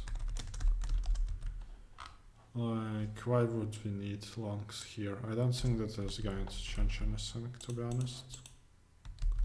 I think we have a bug somewhere, something is wrong. Yeah, wrong answer on test, so remains.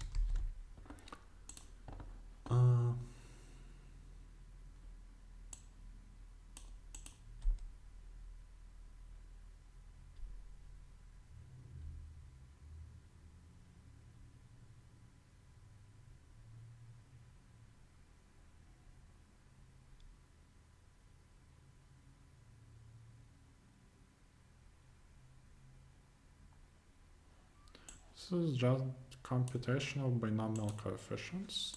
There are initial conditions on the two sides of the triangle, which looks a bit like this. Like this one is vertical, but this one is 45 degrees. So we do this, we mod constantly.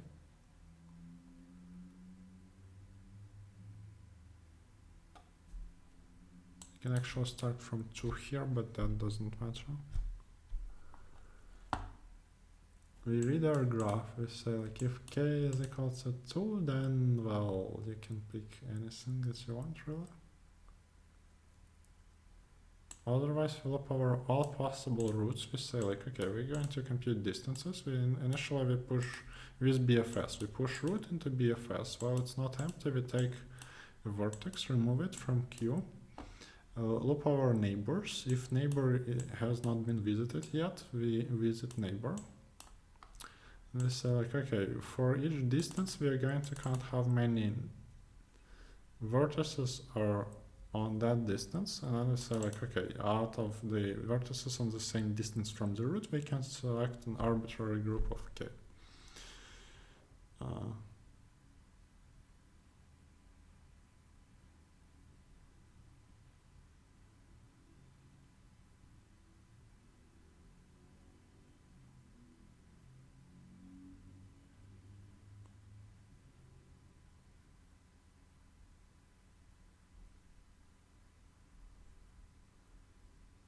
To be honest, I don't know what our bug is.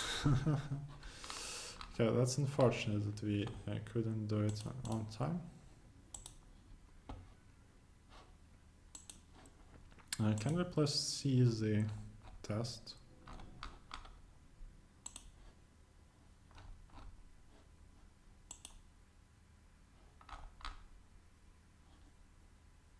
Wait, my virtual participation already ended, so why I can't see the exact results?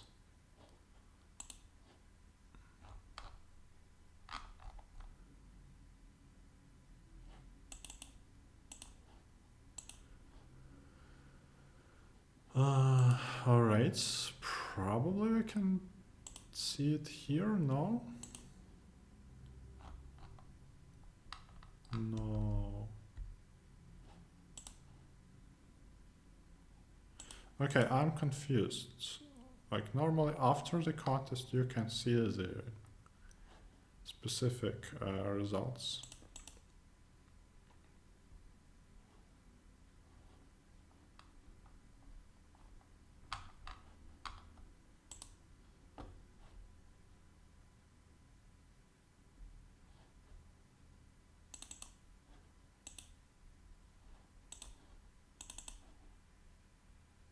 The older one. Okay.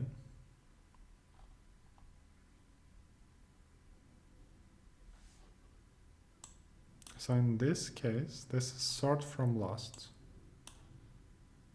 This is 10, this is 3.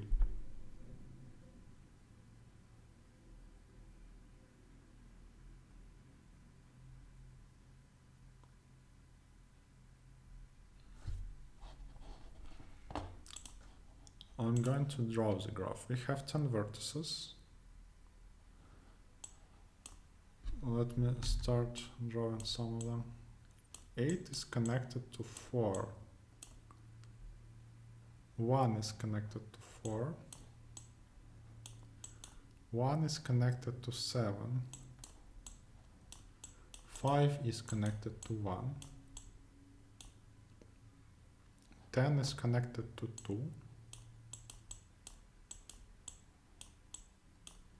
8 is connected to 9. 5 is connected to 3.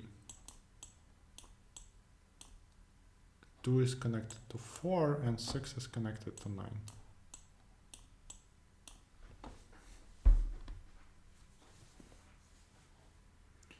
What we said was that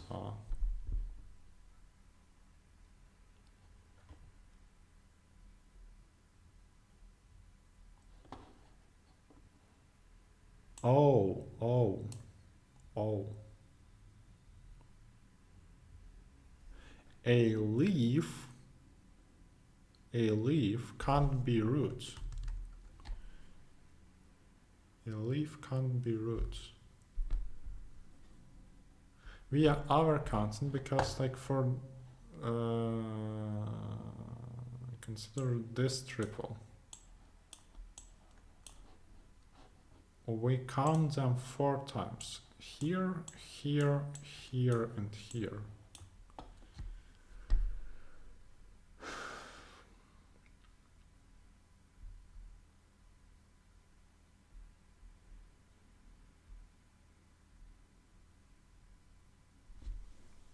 Well, that's tricky. So basically, not only we should count them only if root is between root should be on the shortest path between them.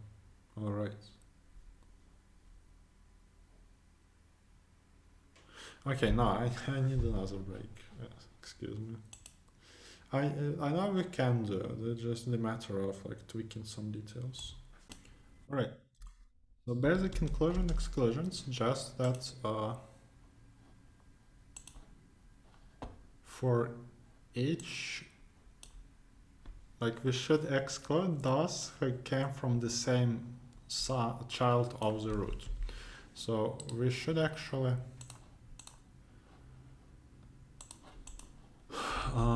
know which vertex is in which child of the root. Okay. We can do that. We can do that.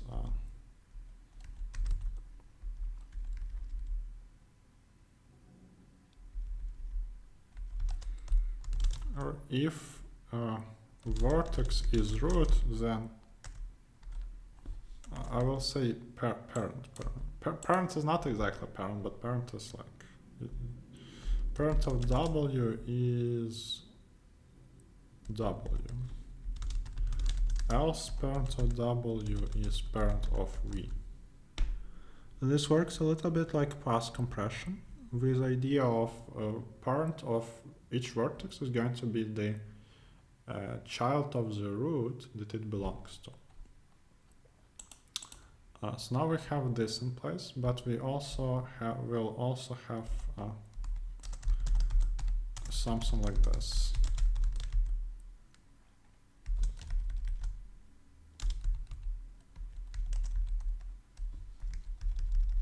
So it's from we can make it in order. I just don't want to write a custom hash at the moment.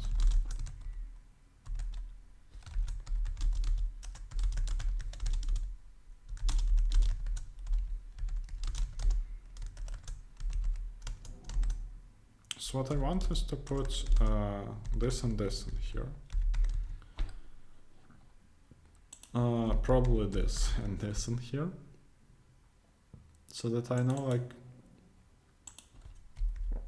because now what my intentions are is to loop over DOS once again, this time here, and using exclusion to subtract. So I'm going to say that CNT is decremented by CNK of value and frequency, and K. This should get increased by mods, and CNT should be modded.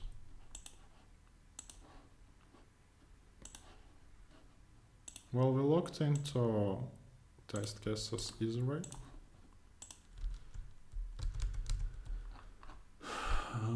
So we should be able to copy paste this.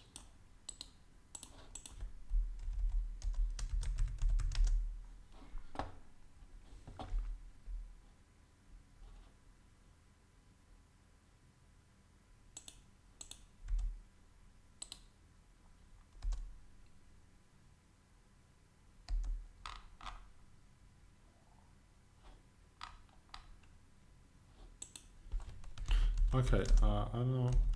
Yes, no, please. I'm not sure what happened here.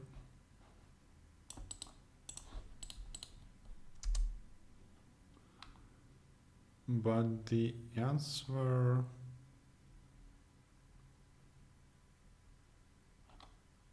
is no longer 14. The problem is that the answer is now 8 instead of 14. Here it's O2.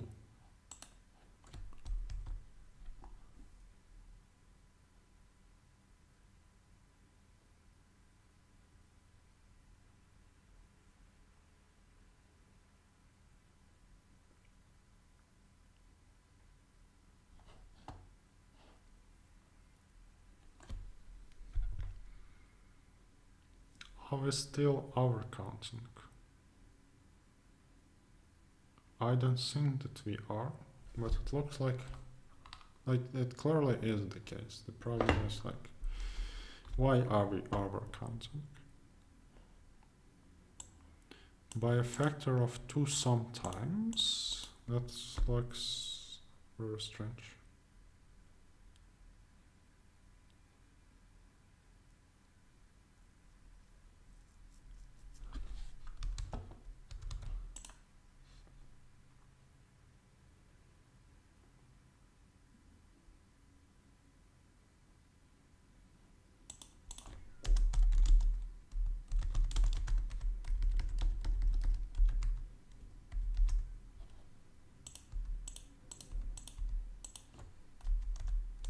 The reason I'm doing this is because I want to print root and root C and T, like the contribution of each node.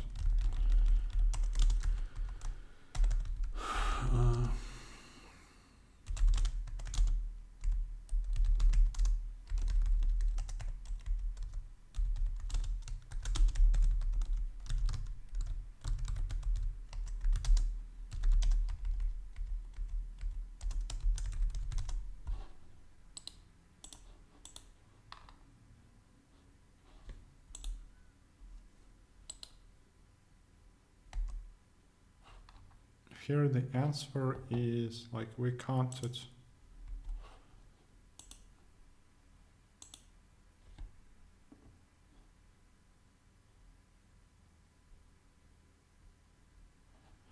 alright, okay. I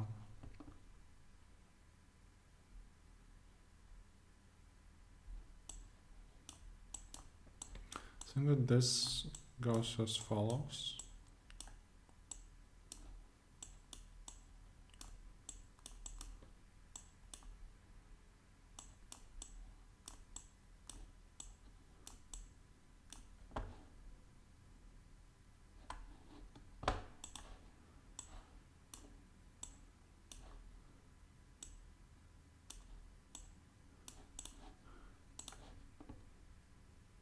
So 8 is connected to 5 and 5 is connected to 4, I believe. So it says that we have one triple when looking at which node? When looking at node 2, we have one triple, right?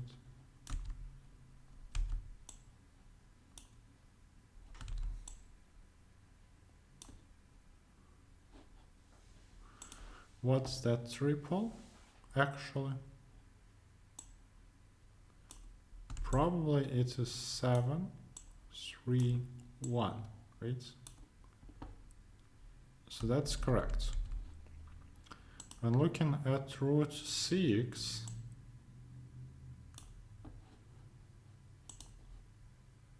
it says, no, when looking at root 7, when looking at root 7, it says that it sees 2 pairs, 2 triples, which is technically right. 2, 6, 8 is one such triple, and another such triple is 1, 3, 5.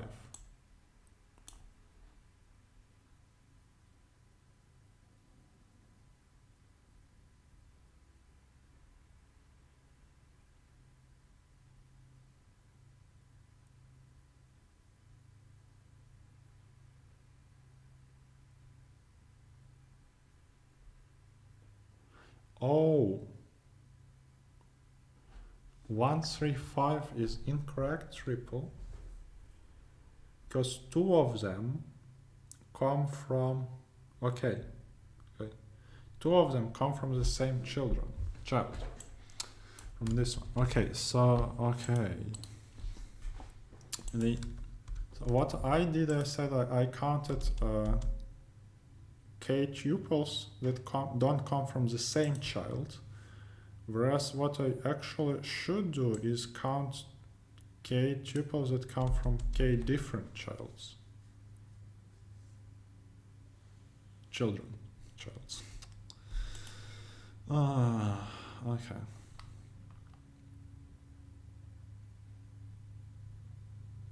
But I think I don't need this actually. I have this. It counts how many children with given rates. All right. So imagine that I have like 2, 3, 5, 0.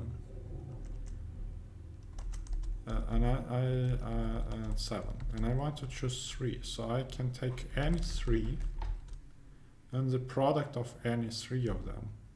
Well,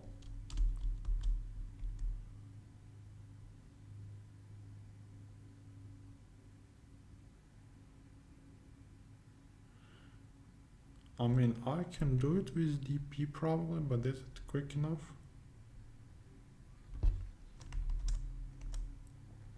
Okay, whatever, let's do it. Low power of this. Real possible values of this guy. Now we say, okay.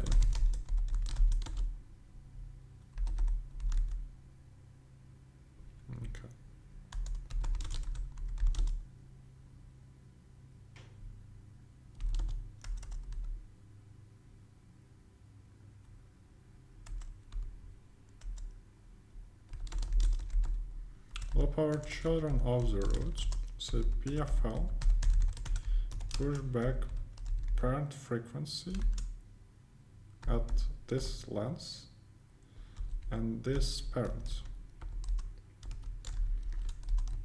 Now out of PFL,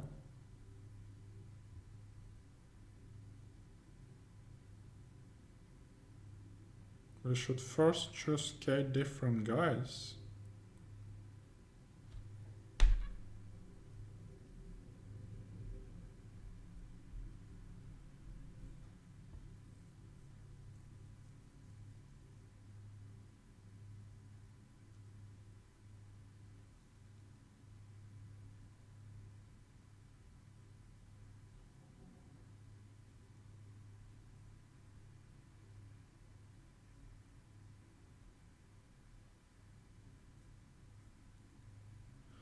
All right. All right.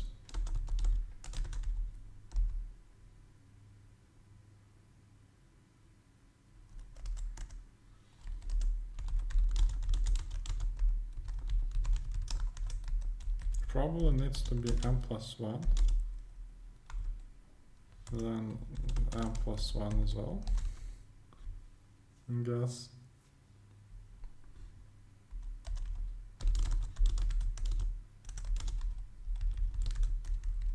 It's at least k, then it makes sense.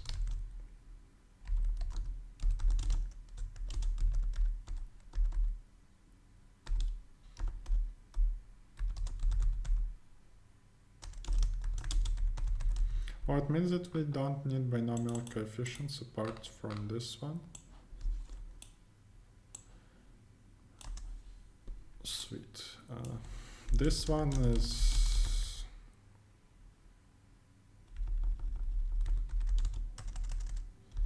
This one's small. This one is small. All right.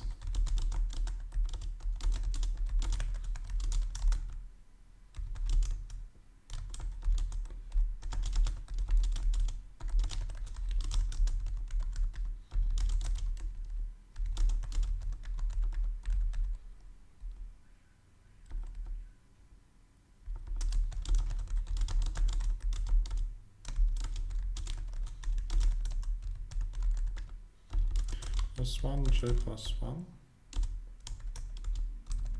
It's I plus 1, j plus 1. Multiplied by PFLI.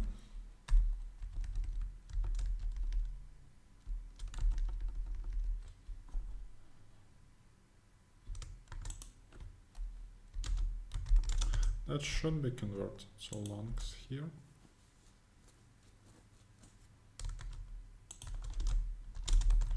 And modded. Also this thing itself should be modded.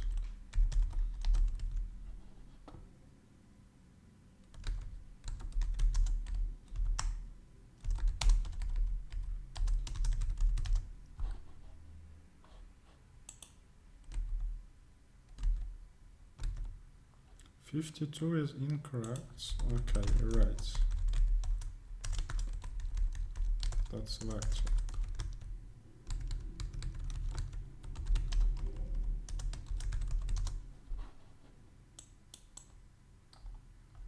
Those warnings, I don't care.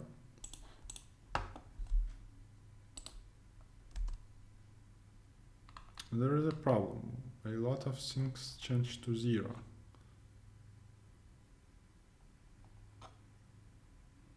After I did it, a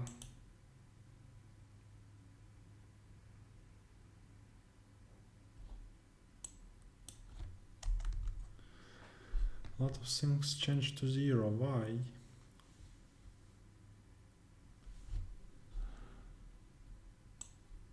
Why is that? Okay, that should be just this, right? I just typed the wrong index.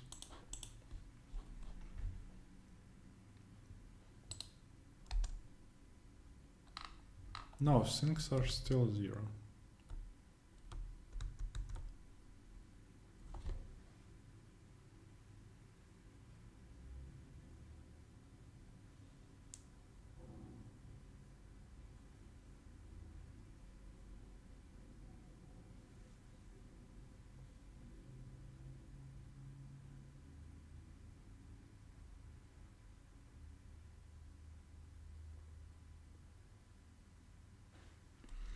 The idea is like, don't take the last one, and here it's like take.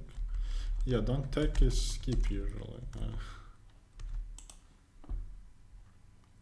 The thing is, like, I already said that this PFL vector may be like 2, 3, 5, 7. So like the root has 4 children.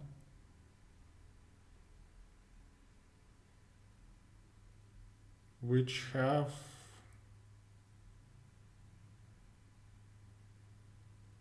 that many indirect successors at given length, at given depths.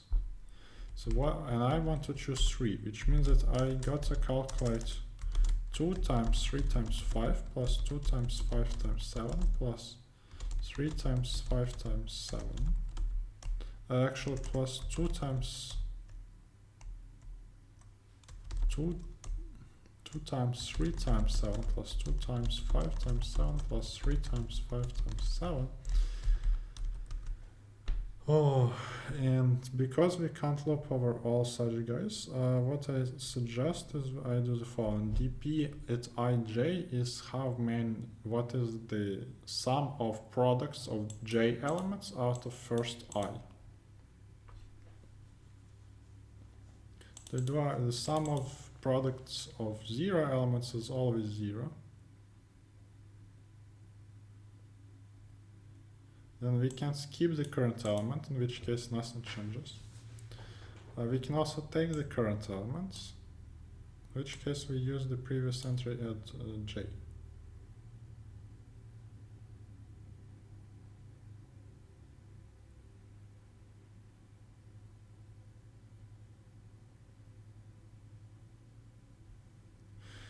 If m is less than k, then it does not make sense. Like if you have only 2 children and you want to select 3, then you are in trouble.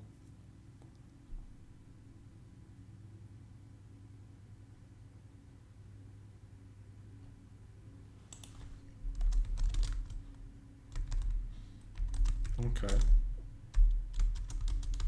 It's a bit more debugging, so we print the roots.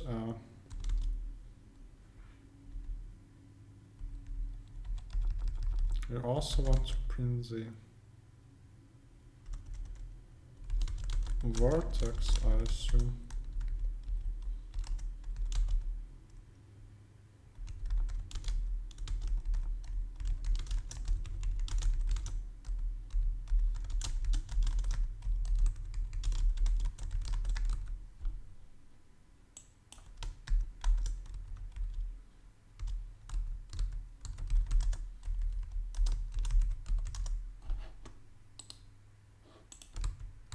Domino and declare. Oh.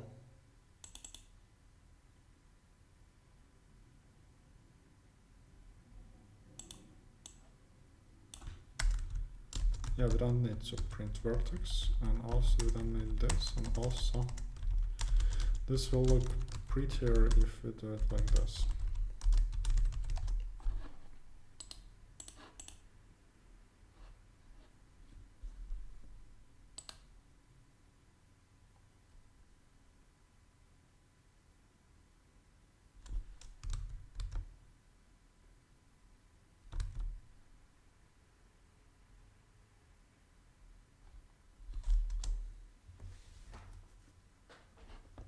Can we bring our graph back, please? So when looking at root 6, this is what it sees. And it should see this thing, so that's an error, that we don't get 3 out of 3.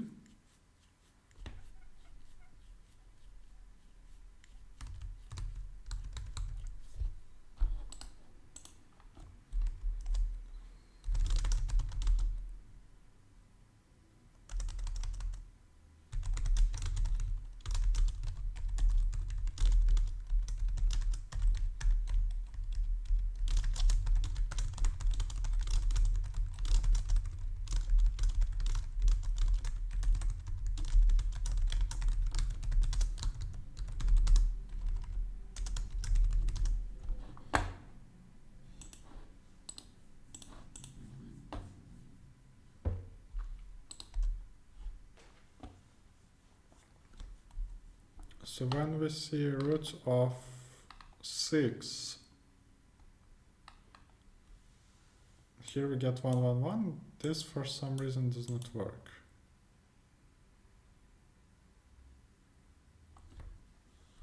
That is impressive. Why it doesn't work? Oh, less than, whereas we can actually go up to I.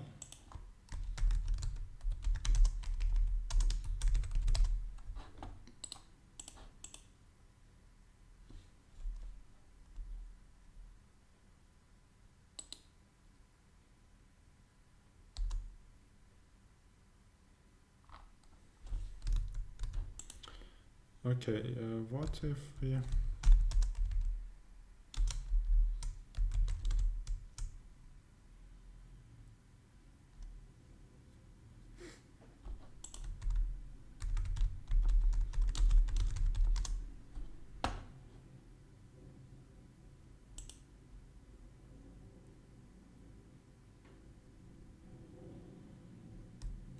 null.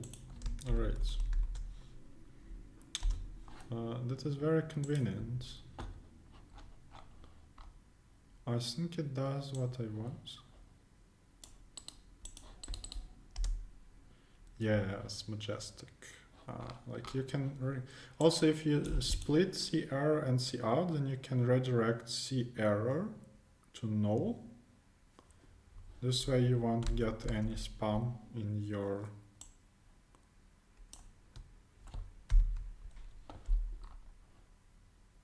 local output.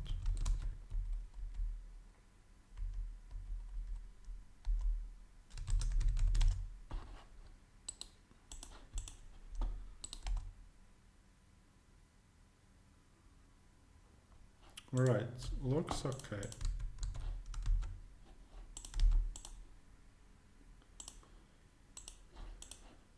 So I confused myself a little bit here without considering like corners and stuff. But yeah, the overall idea, I believe, Codeforces is not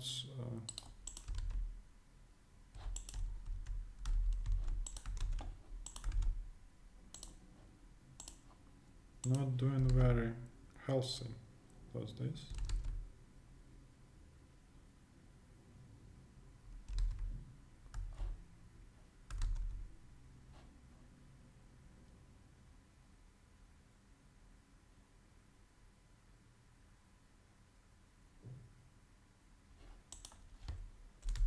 I have never seen this page before, to be honest. That is probably where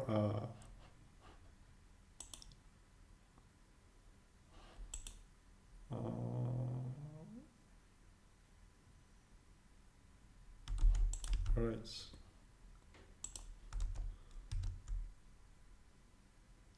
Okay, get accepted. Okay, beautiful. Just clear some of this mess. Oof. And I will submit again without extra comments.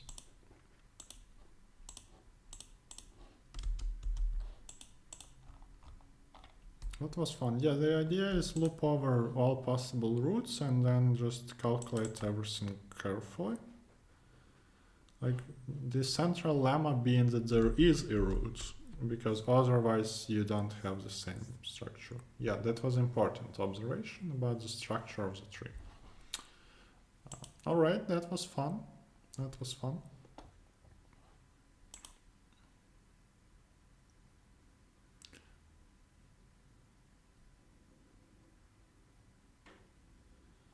Yeah, pretty much all my friends upsolved F, which means that it's not a complicated problem. All right. So that was fun, I guess, and it was not that difficult. We only spent around 2.5 hours. Probably not all of this goes to on the recording. So hopefully you learned something out of this screencast. As you probably know by now, like the source code is of course available on Codeforces, but I will also push it to GitHub so that you can see it here and put the link down in the description.